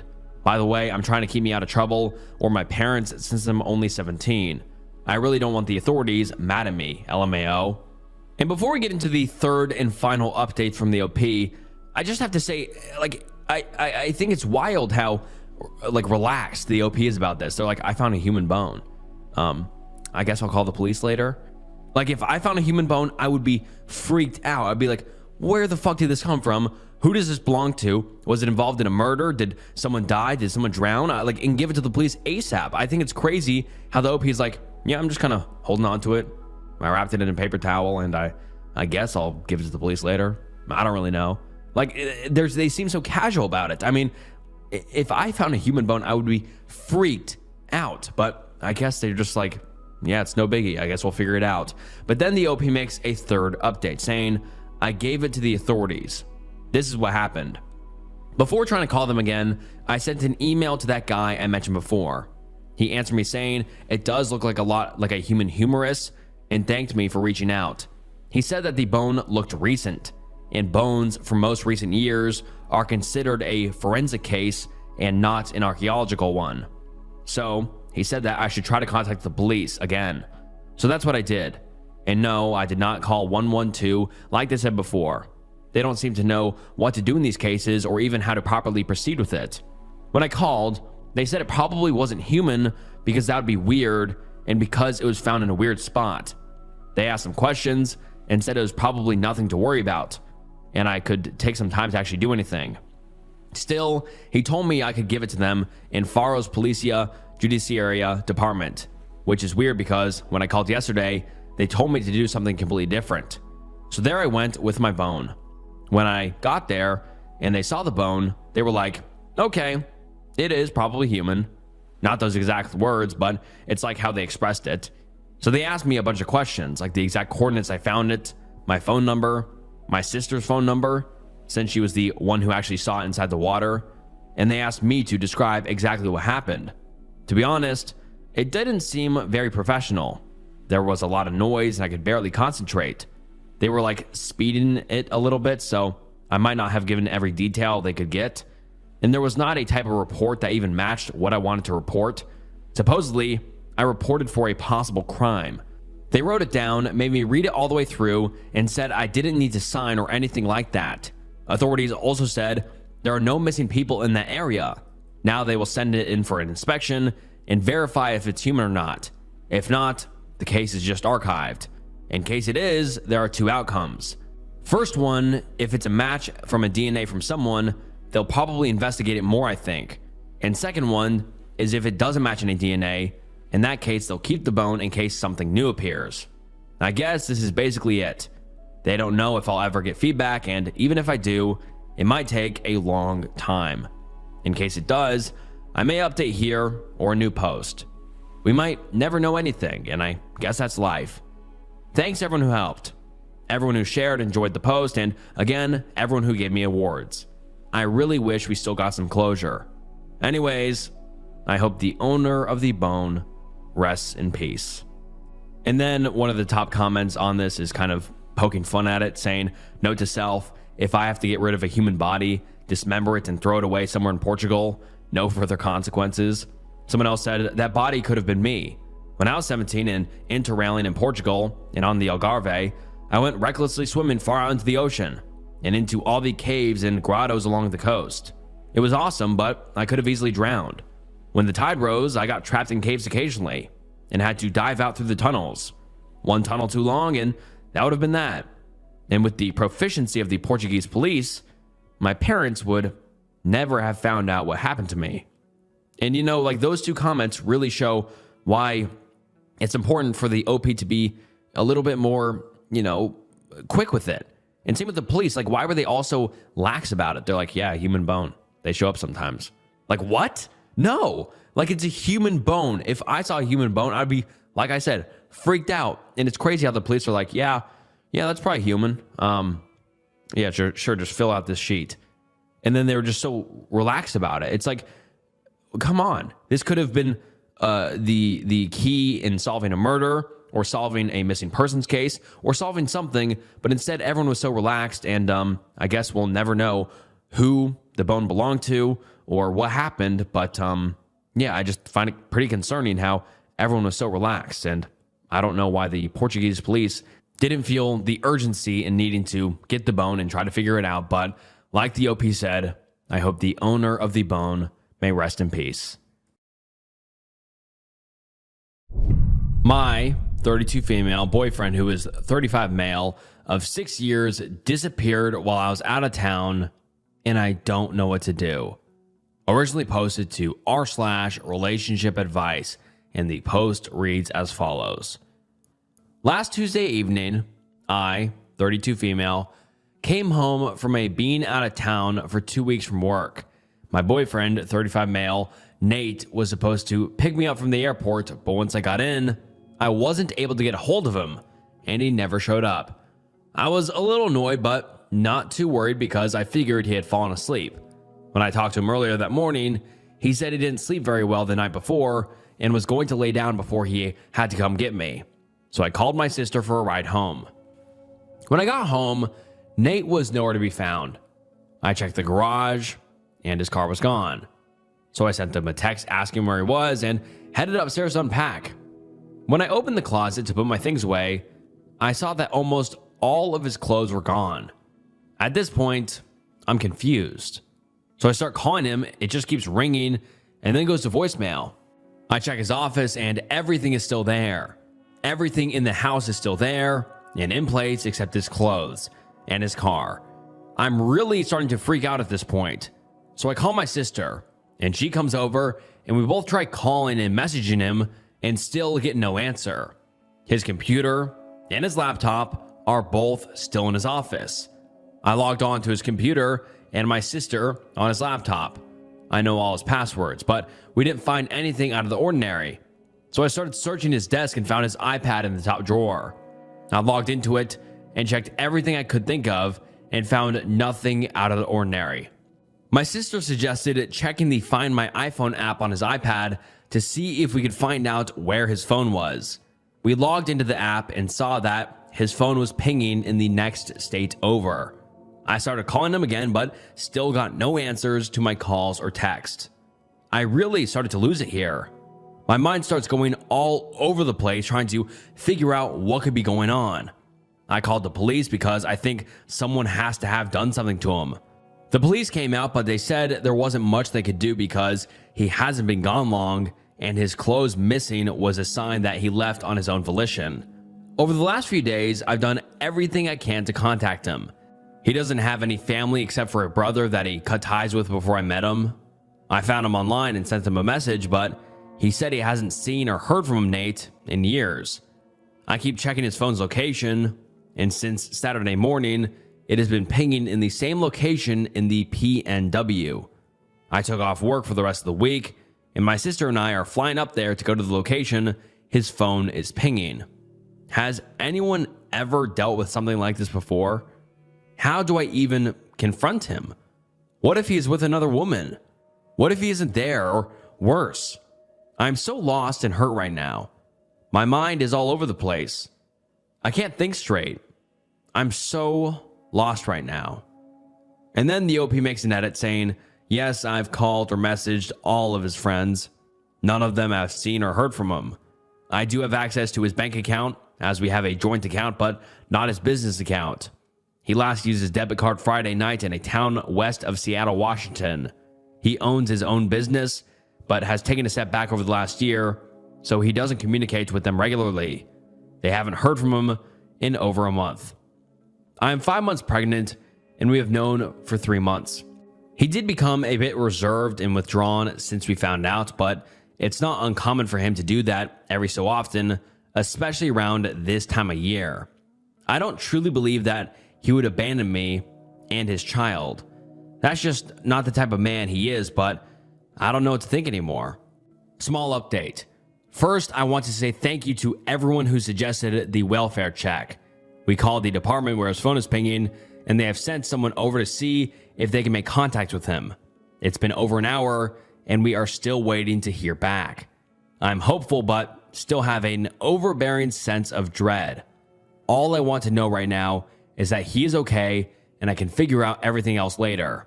I just need to know he is okay. Update.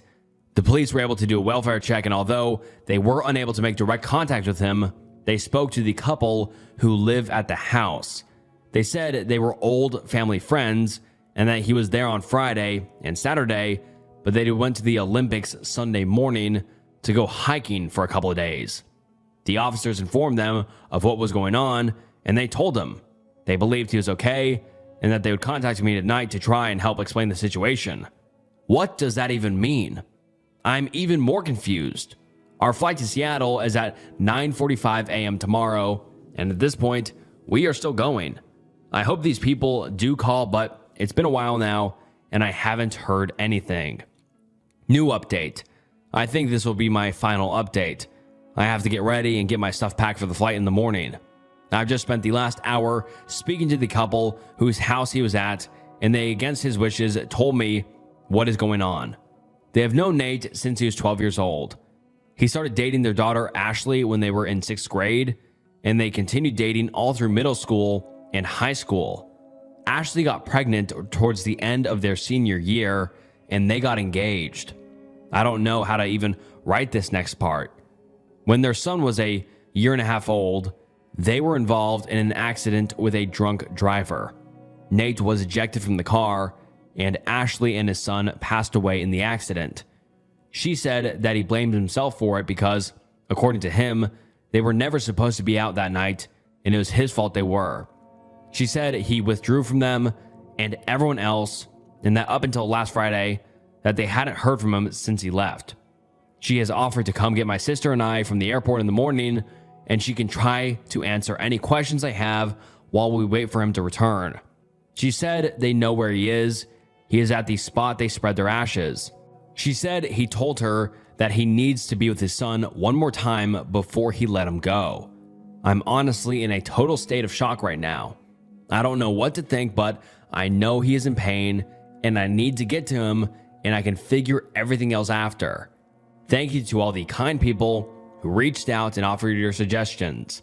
I honestly don't think I would have had this information right now if it wasn't for you all.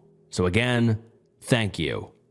And then the OP gives us an update 10 days later, and the update reads as follows. First, I want to say thank you to everyone who reached out and offered your advice and help. On the other hand, the people who are just mean, or all the men who came into my messages, you should be ashamed of yourselves. We did fly out to Seattle last Tuesday morning. Kathy, the wife of the couple, picked us up from the airport and took us back to their place. On the way there, she said her husband was on his way to go find Nate so he could bring him back, but it would likely be a few hours before they would arrive back. As we waited, Kathy did her best to answer some of the questions that I had.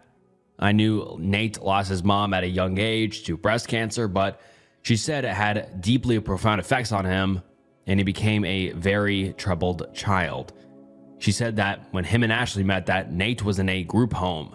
I did not know this, because he was in a lot of trouble for fighting and drug use.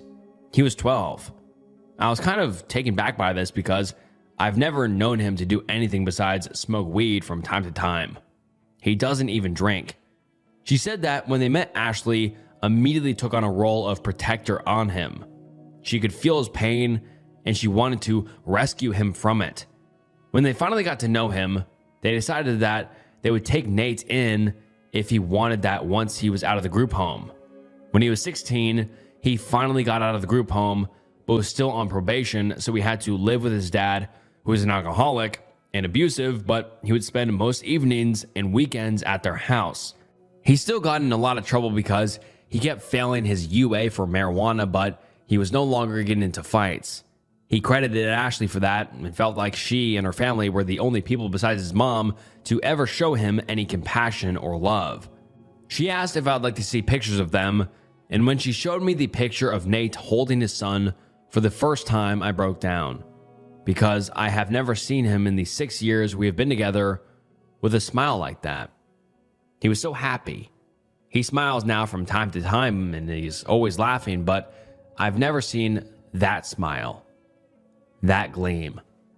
It just broke me to know that he had been living in that pain for 15 plus years and hid it from everyone. We looked through more pictures and she told more stories and spoke of how sad she was when he left. We talked for hours and then finally her husband came through the door, but Nate was not with him. George, Kathy's husband, said that he had found Nate where he was supposed to be and explained that my sister and I were at the house waiting for him.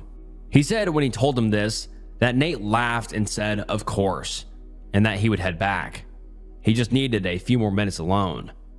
So we waited for what felt like forever, and finally, a little over 2 hours after George arrived back, Nate walked in the front door. He looked at me, and the first words out of his mouth were, "I should have known my note wouldn't be good enough and that you'd come find me. I love you and I'm very sorry." I said, "What note?" And he said, "The one I put in the front seat. He put in my car." I never even thought to check there for anything. I'm going to leave out a lot of this next part because it's very personal, but I asked him why he would just leave me at the airport and why he wouldn't just call or text me that he was leaving. He said that while I was gone, he wanted to put some of the things that we had gotten for the baby in the nursery and start painting it before I got back, and that everything was fine until he started putting together the dresser and the changing station. While he was doing that, he was flooded with memories of his son and Ashley, and that it actually knocked him off his feet and he broke down. He said every time he closed his eyes, he saw them. That's why he couldn't sleep. He said he decided to take mushrooms to try and help him get out of it. What? But all that did was make things worse, and he realized that he needed to not forget them and not hide them, and that he needed to go make peace with them and ask them to forgive him for abandoning their memory. He knew that when I got home, that I would obviously know something wasn't right with him, and he also didn't know how to tell me he had been hiding a huge part of his past. Anyways, he expressed how sorry he was and that he understood if all of this was too much and if I didn't want to be with him anymore, that he would completely understand. I let him know that as long as he agreed to never hide something from me or disappear again and would agree to go to therapy and couples therapy, that I wouldn't be going anywhere. He promised he would do whatever I asked of him. I asked him to fly back with me and my sister, called her husband to fly in, and they would drive his car back. So we are going back home now. He hasn't started therapy yet, but has an appointment next week. Our baby is doing okay, and so am I. I just need him to be okay, and everything will be good again. Anyways, thank you again to all the kind hearts who reached out.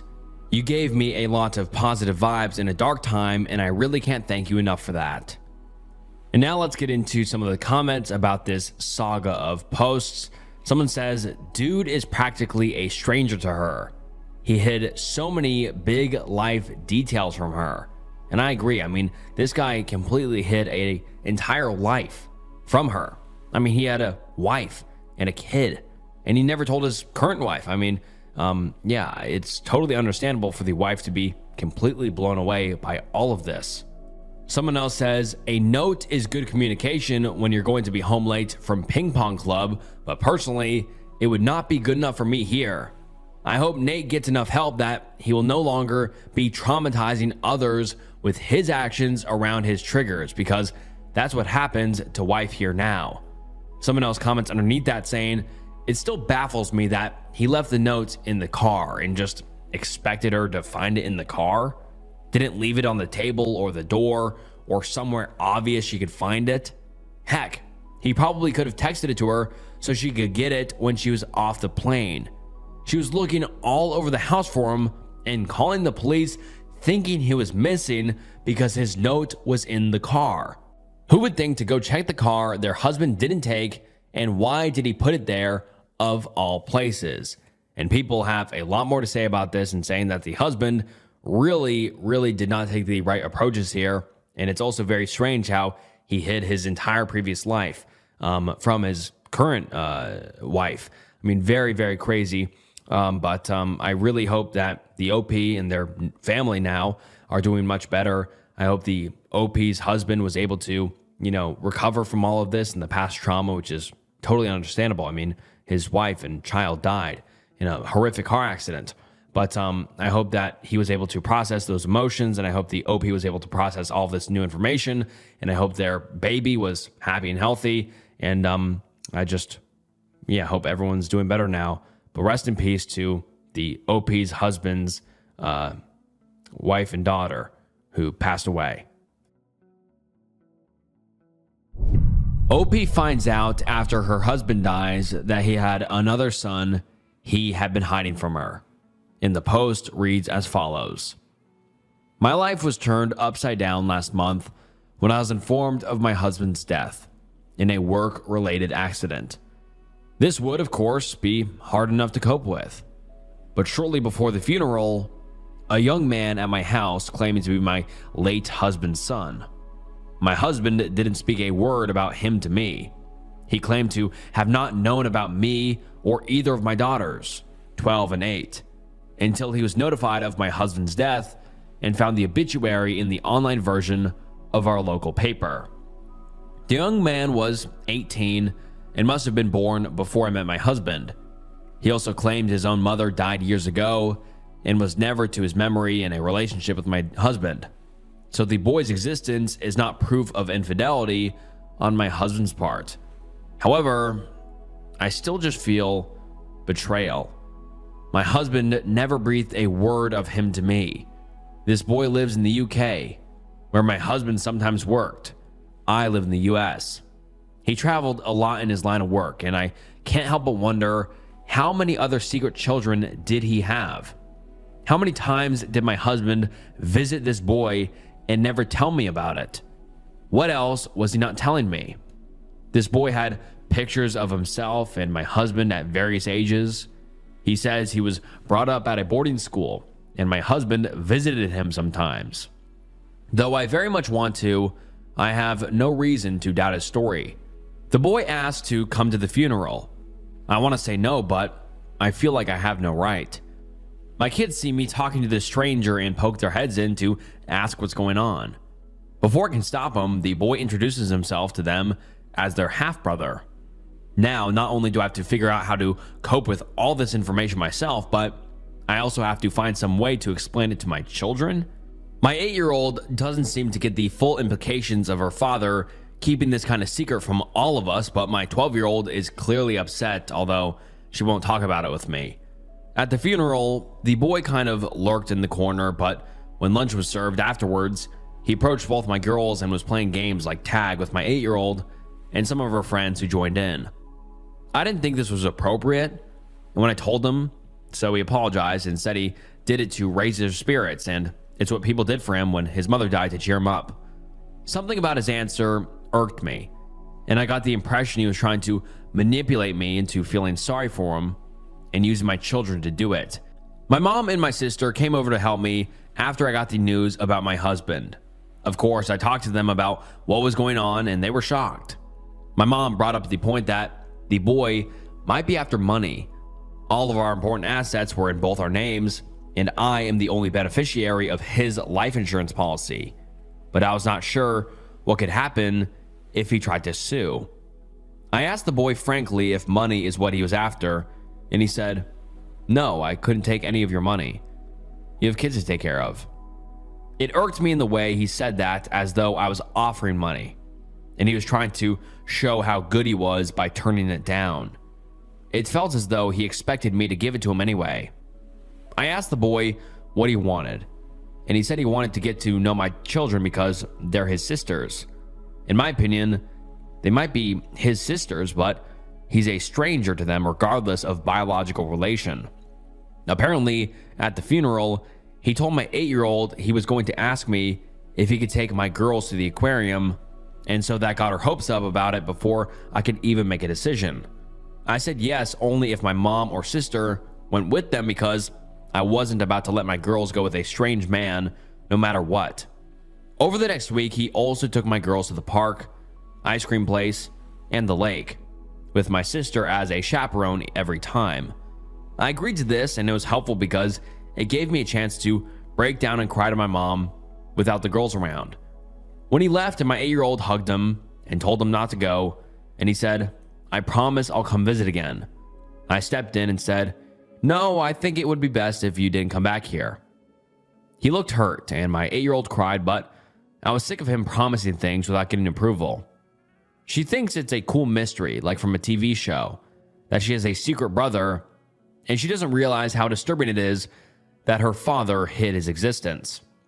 My sister asked me later why I told him not to come back, and I told her I think the whole thing is weird. I don't know this boy or his real intentions.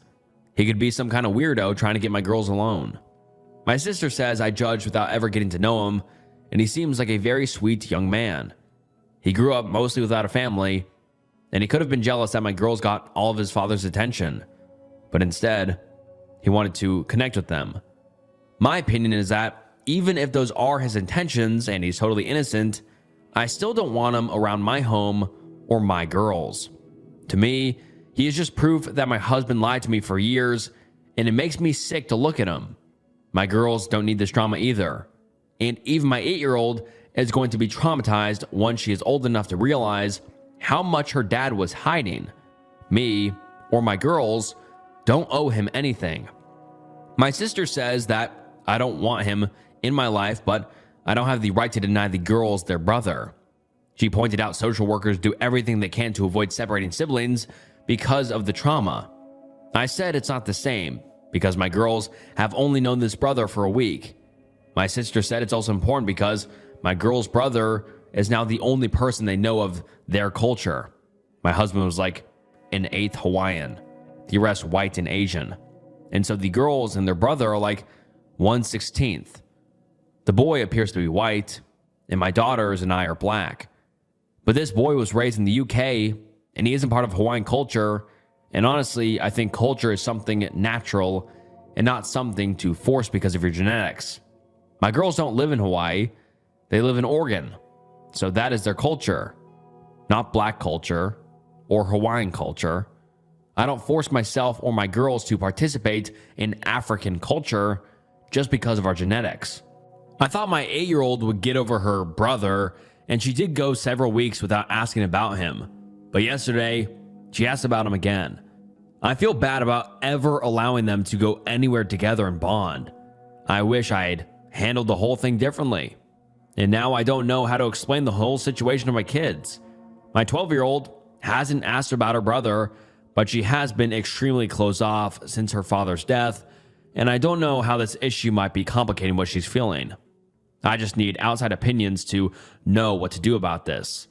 And then most of the comments under this post, the people were calling the OP an asshole or saying she needed to allow her daughters to know their brother.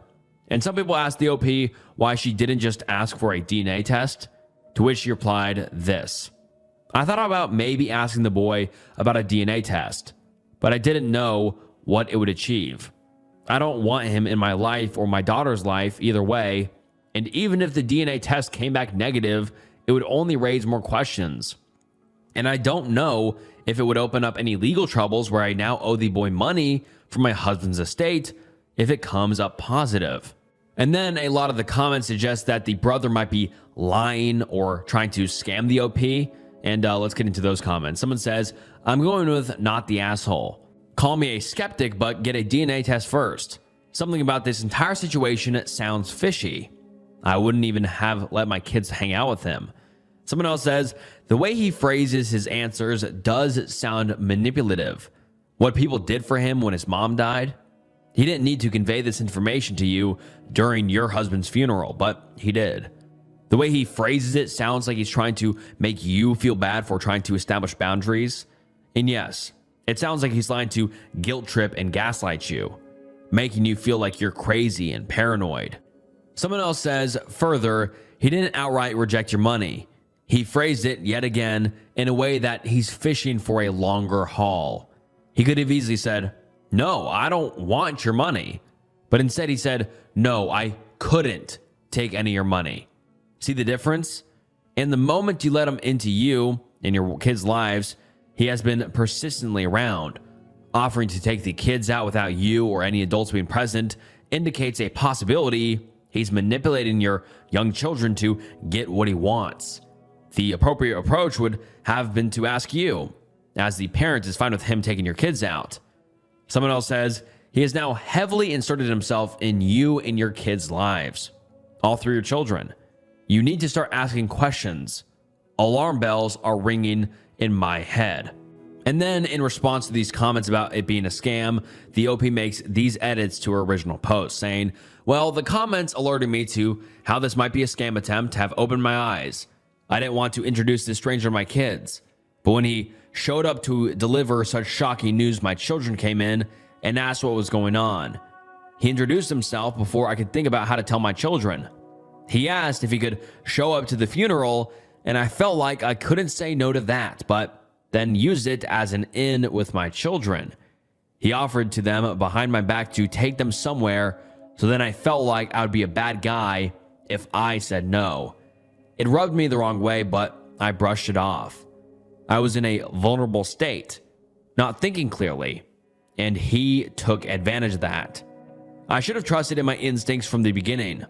The idea that there could be scammers that prey on grieving families is just horrible, and I had no idea of such a thing. I've contacted a lawyer to figure out how to establish if there is truth to his story and what my legal obligations are to this boy. I'm also going to have a long talk with my sister to see if during their outings he had done any kind of prying that might have led him to learn information about my family that he could use somehow. I'm already in the process of getting therapy for myself and my children. And then the OP makes another edit 2, saying, people have been saying a lot of nasty things about me, and I don't think I'm going to get much productive input out of this. So this is going to be my last post on this topic. I considered taking this post down, but I decided to leave it up so people can be aware that scammers operate like this, that they can be so good at what they do that even hundreds of third-party outsiders will take these scammers' side.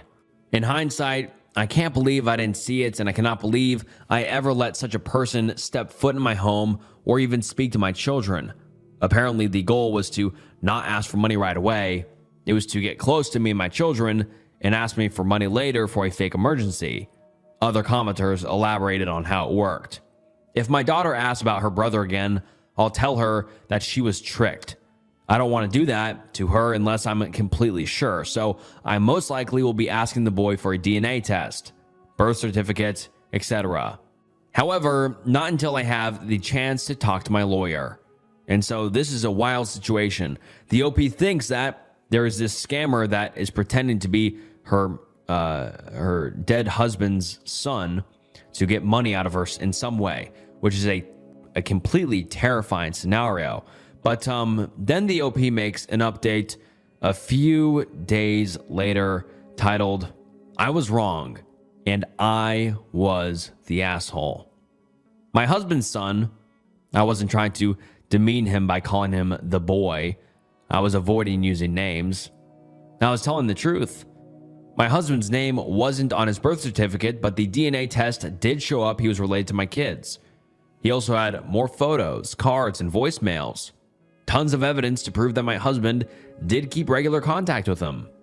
Apparently, the son's grandparents were his legal guardians. My husband occasionally gave them cash as under-the-table child support. I did notice that my husband sometimes made large withdrawals when he went overseas. He said it was because shops there didn't take his card.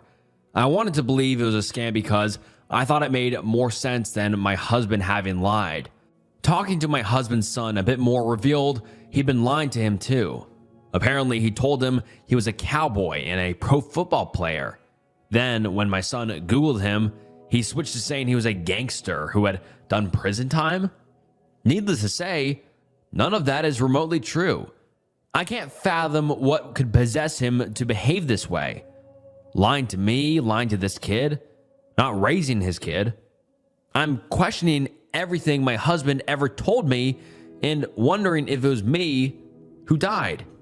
Would he have abandoned our kids as well? I feel horrible for that boy. I'm in therapy and working on ways to cope and forgive my husband for my own peace of mind. She's helped me work out why I reacted to my husband's son the way I did. I thought he was manipulating me and my kids. But what I actually sensed was that he wanted something from me and my kids. I felt like me and my daughters were not in a place to give anything emotionally or financially, so I recoiled from him. But that doesn't mean he's a threat. My kids went to therapy as well. 12-year-old has weekly sessions. However, my 8-year-old hated it, so I've pulled her out for now. Many people have shared their own stories of being separated from biological relations and the effect it had on them. I don't understand it because genes don't mean much to me. However, I don't have to understand to respect it. I personally don't feel like I'm in any place to have any kind of relationship with husband-son, and I don't think he wants one with me. He now appears scared of me, which I do feel bad about. I wasn't trying to hurt him or scare him, but I will allow him to visit sometime if my girls want to see him. My sister agreed to continue to supervise. As far as money goes, the lawyer advised me that there aren't many assets that the son is entitled to because they were in both my and my husband's name, except for a few investment accounts that were only in my husband's name, thankfully. Not where the majority of our savings are. I know people think I'm an evil witch for caring about money, but I needed to feed, clothe, and educate my own children. And then the OP goes on and talks about how they're feeling, but I don't think any of it's kind of new. I think the OP is just kind of venting and trying to process this entire situation, which is understandably very, very hard to process. But I'm not going to read the rest of it just because it's kind of her trying to process everything and laying out her thoughts and ways to kind of cope with it and learn how to deal with it. But I just don't think it's very relevant to the original story. But I mean, I wish we would have heard more about the husband's line. I mean, him calling himself a cowboy and a pro football player and a gangster. Like, what was going on with him? I mean, clearly he had issues.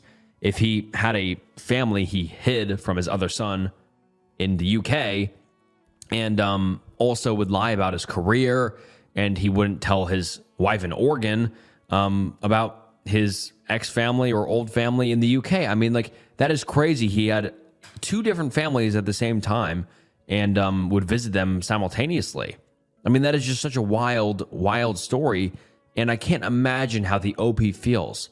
I mean, imagine finding out your husband passes away in a tragic work accident, and then you figure out he had a whole other family, but then he was also lying to that family about what he was doing here, and et cetera, et cetera. It's just so wild, and I feel so horrible for the OP and her daughters. I hope they're doing better now. This was posted a few years ago, so I hope they've been able to process everything. I hope the OP's half-son, if that's what you call it, is doing better now as well. I hope he's been able to process everything and hopefully get a family of sorts and get a good relationship with the OP and her daughters, because it really seems like he genuinely wanted some help. And it didn't turn out that he was a scammer, but it turned out that he was the OP's husband's son. I mean, it is just a wild, wild thread. And I mean, that was a roller coaster all throughout, because you're like, is he a scammer? What does he want? And then you're like, oh my God, he isn't a scammer. But then why was the husband lying, etc.? I mean, just a crazy thread. And I hope everyone's doing better now. But on to the next one. My 32 female fiance, who's 37 male, is a homicide detective. And I'm starting to feel like he treats me more like a suspect than a partner. And the post reads as follows. My fiance and I have been together for almost 4 years. He is a homicide detective. My friends immediately started side-eyeing me. They said, "Don't date a cop. It's not worth it. They are all abusive, etc." None of them have ever actually dated a cop, so I found their opinions more annoying than anything else. I just felt like they were basing their judgment off a stereotype. My mom said similar things, but she dated a cop who was former military with PTSD like 49 years ago and based everything off that. Lately, though, a few things have started to bother me. I don't know if it's just that these incidents seem to be more frequent or if I was just willingly blind to it before. I'm just bothered by these things now. He records our arguments. I've known about that for a while. He told me it was to, quote, "to make sure we remember things correctly and communicate better." And I believed him at first. I didn't like it, and I thought it was pretty stupid. I asked him if he saved the recordings, and he said he deletes them once the argument was resolved. I've since found a folder on his computer labeled with dates and times, and they are recordings of arguments or other conversations we've had going back over a year. He notices tiny changes in my behavior and asks questions in a way that feels more like an interrogation than concern. I also recently discovered he's done background checks on me and some of my friends and coworkers. Sometimes his phone buzzes and he steps out for hours without explanation, but he just says he's handling work stuff whenever I ask. He makes cryptic comments like, "You know I can only trust what I can verify," or "I like to know everything that might matter." When it comes to things between us, not strictly talking about work, then he laughs it off, but the words stick. It's hard to tell when he's joking and when he's serious. I love him, but it's like sometimes I feel like he's treating me like I'm some sort of suspect. He doesn't seem to trust anyone, including me. Every little disagreement feels like it could be evidence. Recently, he's made some comments related to having kids, about having a tracker on them at all times and never letting them spend the night at friends' houses.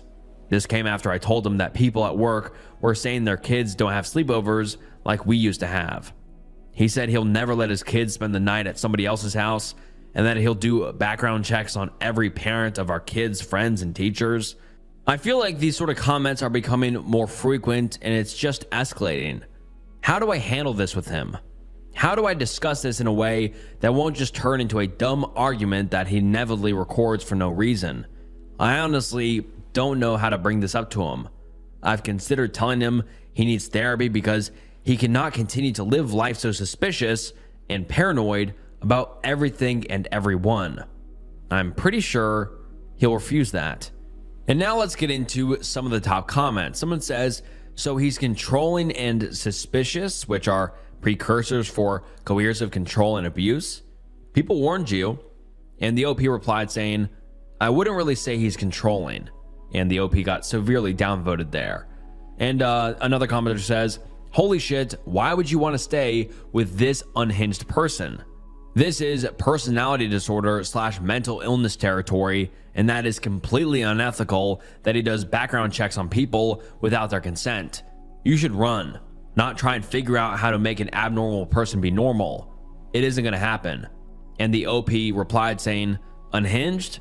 I mean, maybe if he worked in a completely different kind of work.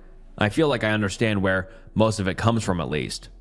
Another person says, "They have the highest rates of spousal abuse and infidelity, but you ignored every warning, so why would you suddenly listen now? Don't date cops." And the OP replied saying, "It doesn't mean every single one is abusive and or a cheater." And the commenter replied saying, "Don't gaslight yourself. He's controlling, does not trust you, and disappears for hours and won't say why. He lied about keeping records of your arguments, and you say you can't tell when he is serious and when he is joking. You won't realize how bad he is until you can defy him. You are already walking on eggshells out of fear. Let your friends and family know your doubts. He will get more dangerous when you try and break away. You will need people to help when that happens." And the OP replied saying, "I truly don't think I fear him.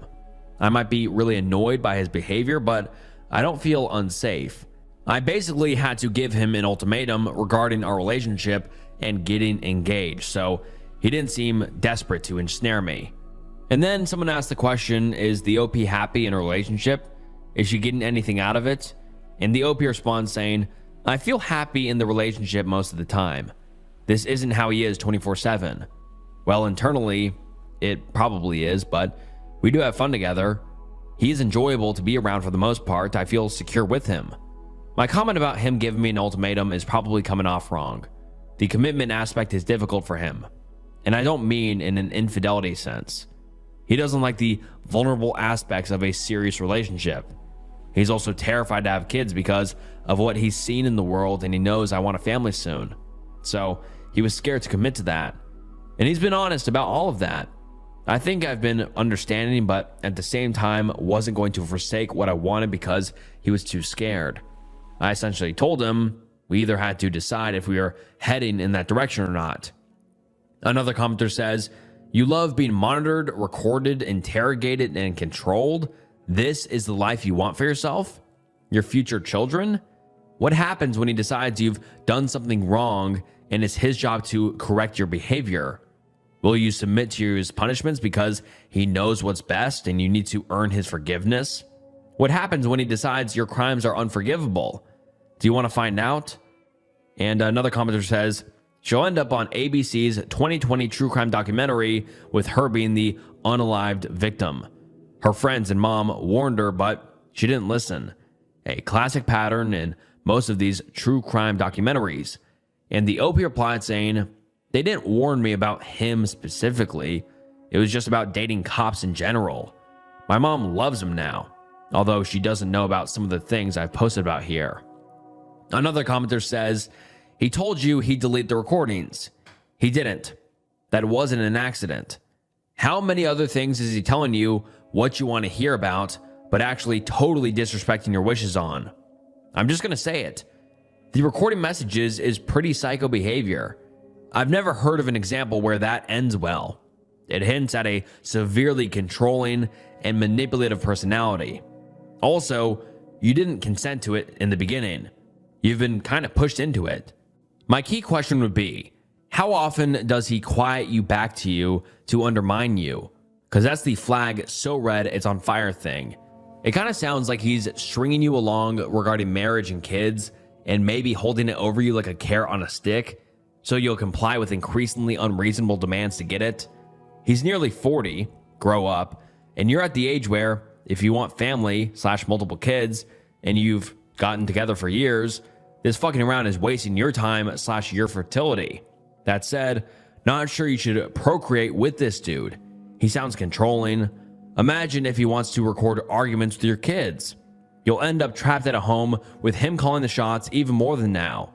The background check thing, to be honest, I'd relate to that a bit. People are sketchy and abusive is unfortunately common. Seeing terrible things, fine. That's traumatizing. You go to therapy. You don't weaponize your trauma against your partner who's done nothing wrong. You have not killed anyone. You don't deserve to be treated with suspicion. Your friends and mom were right to be worried. And the OP replied saying, I now realize that based on all the comments here, this will sound ridiculous, but I never considered the recording thing to be psychotic or unhinged or anything like that. I found it annoying. I thought it was stupid. And yes, I realize that should have been enough for him to stop doing it. I just told myself it was something I felt was stupid, but made him feel better for a reason I couldn't understand. And just let it continue because I didn't see it as harmful. I was more upset that he lied about deleting them. It's the lie that bothers me. I'm sure it probably sounds like I'm being argumentative here, but that's not my intent. I can't really think of any demands disregarding the recording aspect. I'm sitting here trying to think of any demands or things he tried to make me do or not do, and I can't really think of anything abnormal. The background check thing wasn't that weird to me. It's not like he's done it on everyone I know, as far as I'm aware. I'm sure he did one on me too. He didn't say yes verbally, but basically admitted it when I asked, but I've often heard of women doing one on men when they start dating. I don't quite understand your question here. My key question would be, how often does he quiet you back to you to undermine you? And then someone says, Has the OP's fiance been distracting / isolating her from her friends and family? And the OP responds saying, he hasn't distanced me from anyone. I see my family and friends whenever I like and as often as I'd like it. He spends time with my family too, and my mom really likes him. I spend time with my family and friends as often as I want, without him needing to be there. I have hobbies that I do alone. I feel like I can do what I want on a day off. I just took a few days off on one of my hobbies, which is something that doesn't involve him at all. I don't ask him for approval when spending money. I don't feel like I need his permission to make plans. Sure, if I was going to be at home at my normal time and decided to stop somewhere on the way, I'll tell him. But I'm telling him, not asking for his permission. He does the same. I don't have any close male friends, and I would never go out to eat after work with coworkers. Not because of him, I just don't happen to have any close male friends. And I don't like hanging out with my coworkers after work. And then the OP gives us an update about 1 month later. And the update reads as follows. I think a good starting point would be for me to admit that I do believe my fiance is a good man.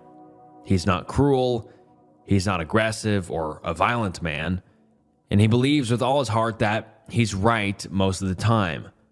Of course, I realize a lot of people were pretty negative in their comments towards me in response to my original post, and part of me wants to thank you all for your concern. But another part of me wonders if part of this negative response is simply because of the nature of his work.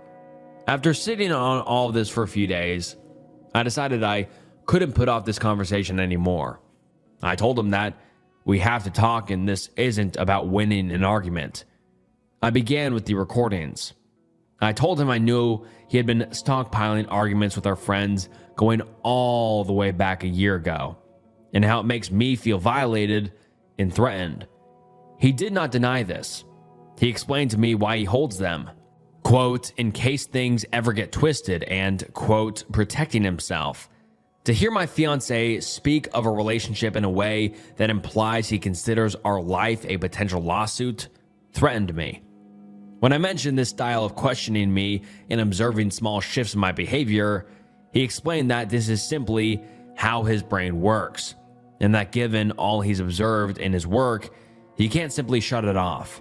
He explained to me that pointing out details doesn't mean he believes I'm doing anything incorrect, simply that he likes to, quote, verify rather than assume.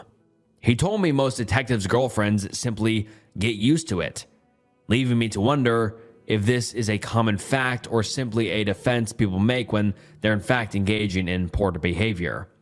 The background checks on my friends and colleagues escalated into a bigger problem.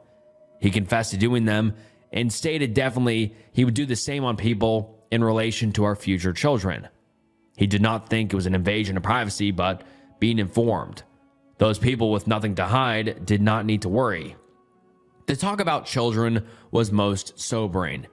He doubled down on trackers, no sleepovers, and careful screening of every adult in their lives. When I called this controlling, he said, quote, healthy doesn't matter if they're safe. That phrase has stuck in my head since. I asked him if he trusted me. He paused for a very long time before answering me. He finally said that he trusts me as much as he trusts anyone else. I think he did not realize how very unnerving this answer was. I just want to know where his limits are. I asked him what would happen if we broke up. He said he would never do anything illegal, but that he thinks a man must take care of himself all the time. What's that supposed to even mean? I've asked for some space and am currently staying with family. He didn't appear angry, and I really thought he would get an attitude about it and accuse me of being dramatic. He acted very coldly and matter-of-fact about it. While I am not putting an end to our argument just yet, I'm definitely considering everything.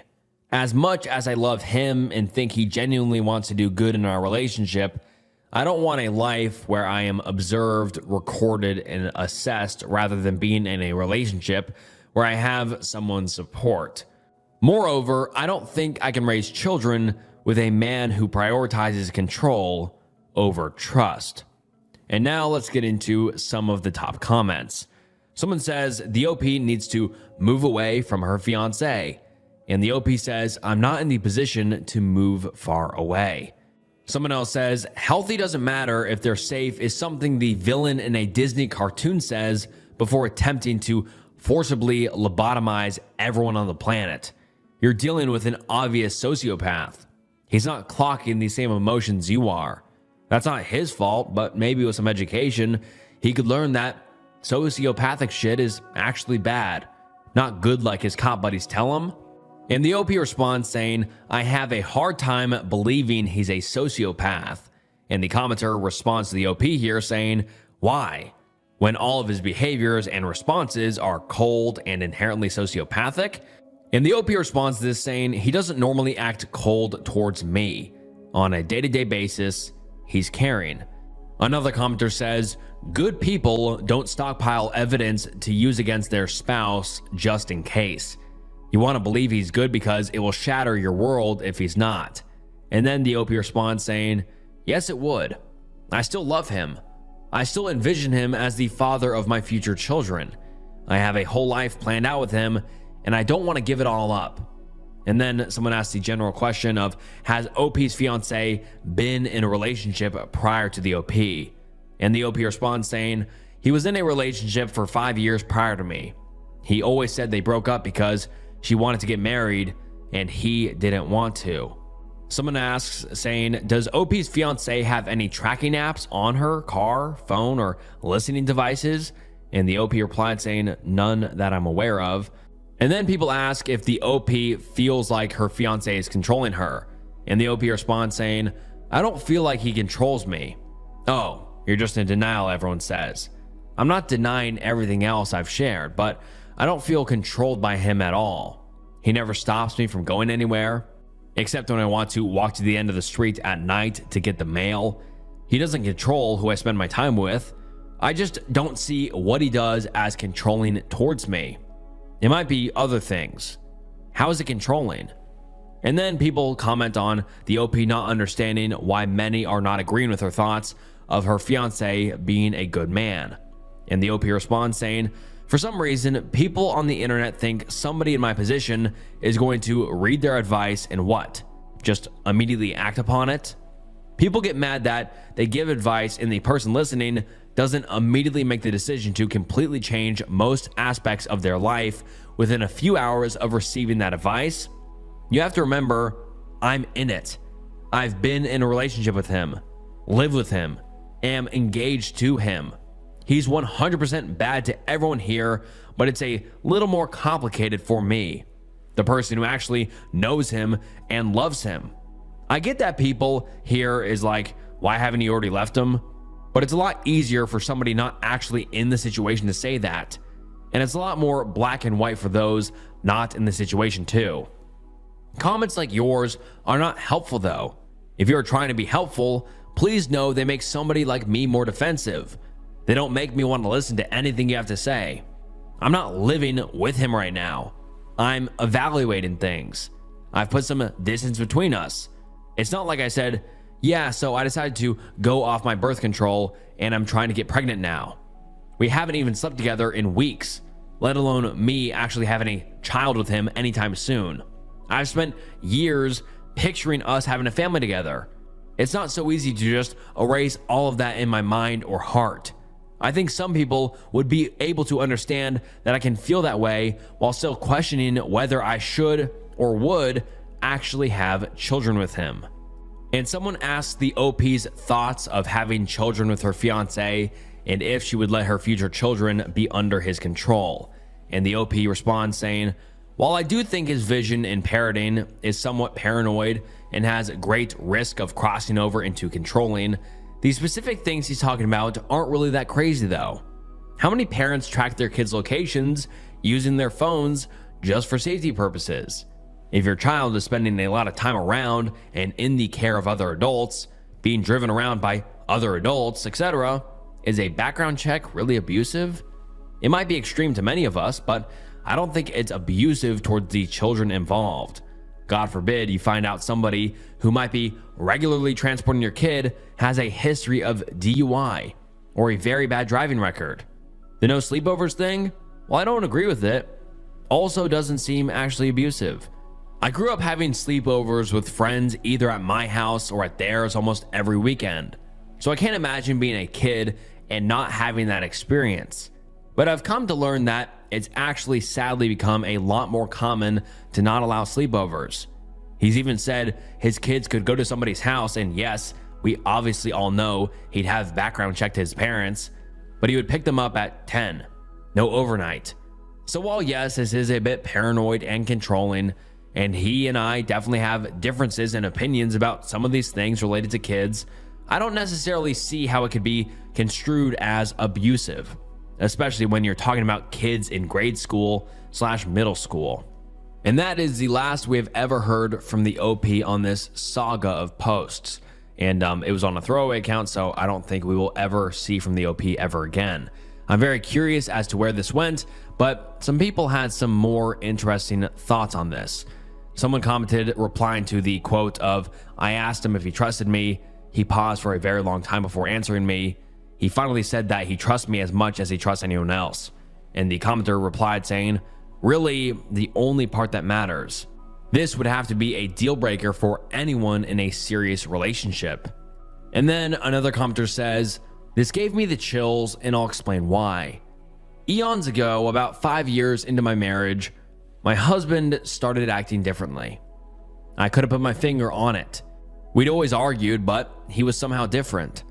I kept asking him how he felt about me, and he would always answer, same way you feel about me, which was confusing. I couldn't understand what it meant. Until one day he was like, okay, you want to know? I don't love you anymore. I don't want you anymore. Go and think about how and why you lost my love. We stayed together for another 12 years, but I never forgot. OP is asking her fiance a yes and no question, and his answer is always neither a yes nor a no, because it is most definitely not a yes, and he knows she won't take no kindly. He probably doesn't understand why she won't, but even in his sociopathic brain, he feels that due to some weird quirk of hers, it feels very important to her that he trusts her if they are going to stay together. He does not trust her and never will. This whole read scares me. He sounds like a guy that will one day murder a loved one, have his work buddies conduct the investigation and find no leads or accuse and jail the wrong person, and have the case closed. A series of updates from someone who spirals hard when their anxiety kicks in. Let's get into it. I've been working at my current job for over a year. It is my first post-college job and my first full-time job besides an internship each summer I was in college. I struggle with anxiety and have worked really hard to make a good impression and keep my anxiety under control at work. It's still causing problems though, and has caused an incident I'm mortified and ashamed over. I often struggle with thoughts about people not liking me. I'm in therapy and on medication, but sometimes the thoughts overwhelm me, and it's one of the worst parts of my anxiety. The incident I'm about to talk about started when one coworker didn't say goodbye to me when we were leaving for the day on a Friday. I obsessed about it all weekend. I tried to tell myself it would be fine because I would see her on Monday and she would return my greeting. But when I got in on Monday, she wasn't there, and I found out she was off for the week. My anxiety went into overdrive even after a visit with my therapist.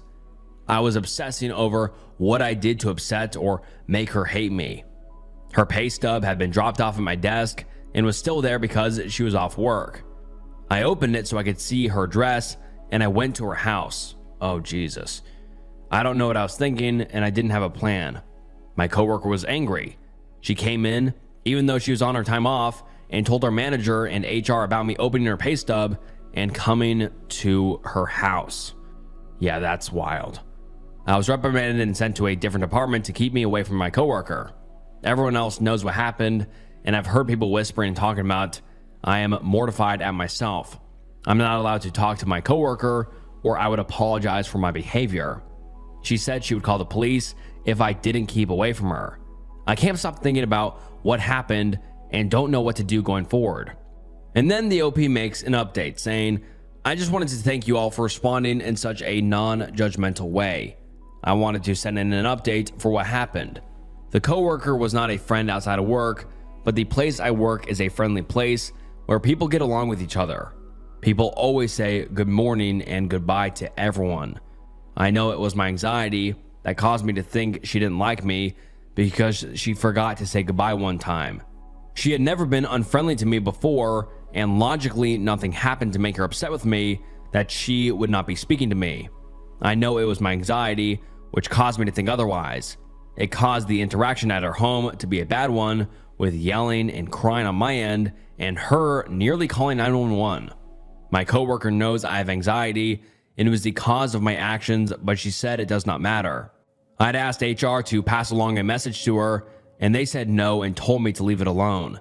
There was also a police investigation on my theft of her pay stub regarding identity theft. Nothing came of it, but between that and the stress of what happened with my coworker, my anxiety went into overdrive. I was terminated after I kept asking HR and my old manager to give a message of apology to my coworker, even though I had been told to stop. I had switched medications and I have a new therapist. This whole thing has shown me I need to better manage my issue to get it under control. I realize and understand why it was a problem. I'm also looking for a less busy and stressful job. I've been reading through the archives for resume advice. And then the OP makes a final update about a year later, and that update reads as follows. I wrote into you last year, and you guys answered my letter very kindly. I wrote in about my anxiety causing trouble at my work and how I went to my coworker's house because I thought she didn't like me. I was grateful for you and each person who took the time to respond and lend support. The bad. The new therapist and medication did not work out. I had a really bad relapse that led to more problem behavior and some drug use. It wasn't just with my former coworker, but a relative also. I ended up being charged, and there are restraining orders with both of them. The good. The bad stuff led to me meeting the best and most competent therapist. He has helped me more than anything ever in my life. I had never used illegal drugs before the relapse and haven't since. He has changed my life. Things like what happened with my former coworker that used to cause me anxiety no longer do. I am living alone and have done things like skydiving and dirt biking. I got a part-time job through a program for people on probation with mental health issues, and I'm starting a part-time night classes soon too. I have never felt better. I'm ashamed of my past behaviors, but hopeful for the future. That's all. Thanks, Allison. And now let's get into some of the top comments responding to this entire saga of posts. Someone says, I'd be very interested in reading this story from the perspective of the coworker. I have a feeling OP comes across much less sympathetically. There is absolutely no excuse for stalking a coworker for not saying goodbye at the end of a shift. And someone replies saying, yes, it sounds like the coworker's experience here was probably pretty terrifying. And then someone else replies saying, OP admits in the first update that they showed up unannounced and started yelling and crying. So they can't even really describe what happened without seeming a bit unsympathetic. Someone else comments saying, if someone from work showed up on my doorstep to yell and scream at me about not saying goodbye to them several days prior, I would be terrified and would 100% call the police and tell them the person was having a mental illness breakdown. The fact that OP also casually mentioned a family member also now has a restraining order against them makes it even worse. And someone says, I'd be interested to know what the more problem behavior that led to those 2 restraining orders was. And someone responded to that saying, oh God, what a treasure trove of drama that post would yield. And that is the last we have ever heard from that OP, but hopefully they got the help they needed because, yeah, they definitely needed it. And all right, guys, that wraps up some unexplainable true Reddit threads. I hope you enjoyed today's video. If you did, please like the video, subscribe to the channel, comment down below, and let me know if you'd like to see more videos like this in the future.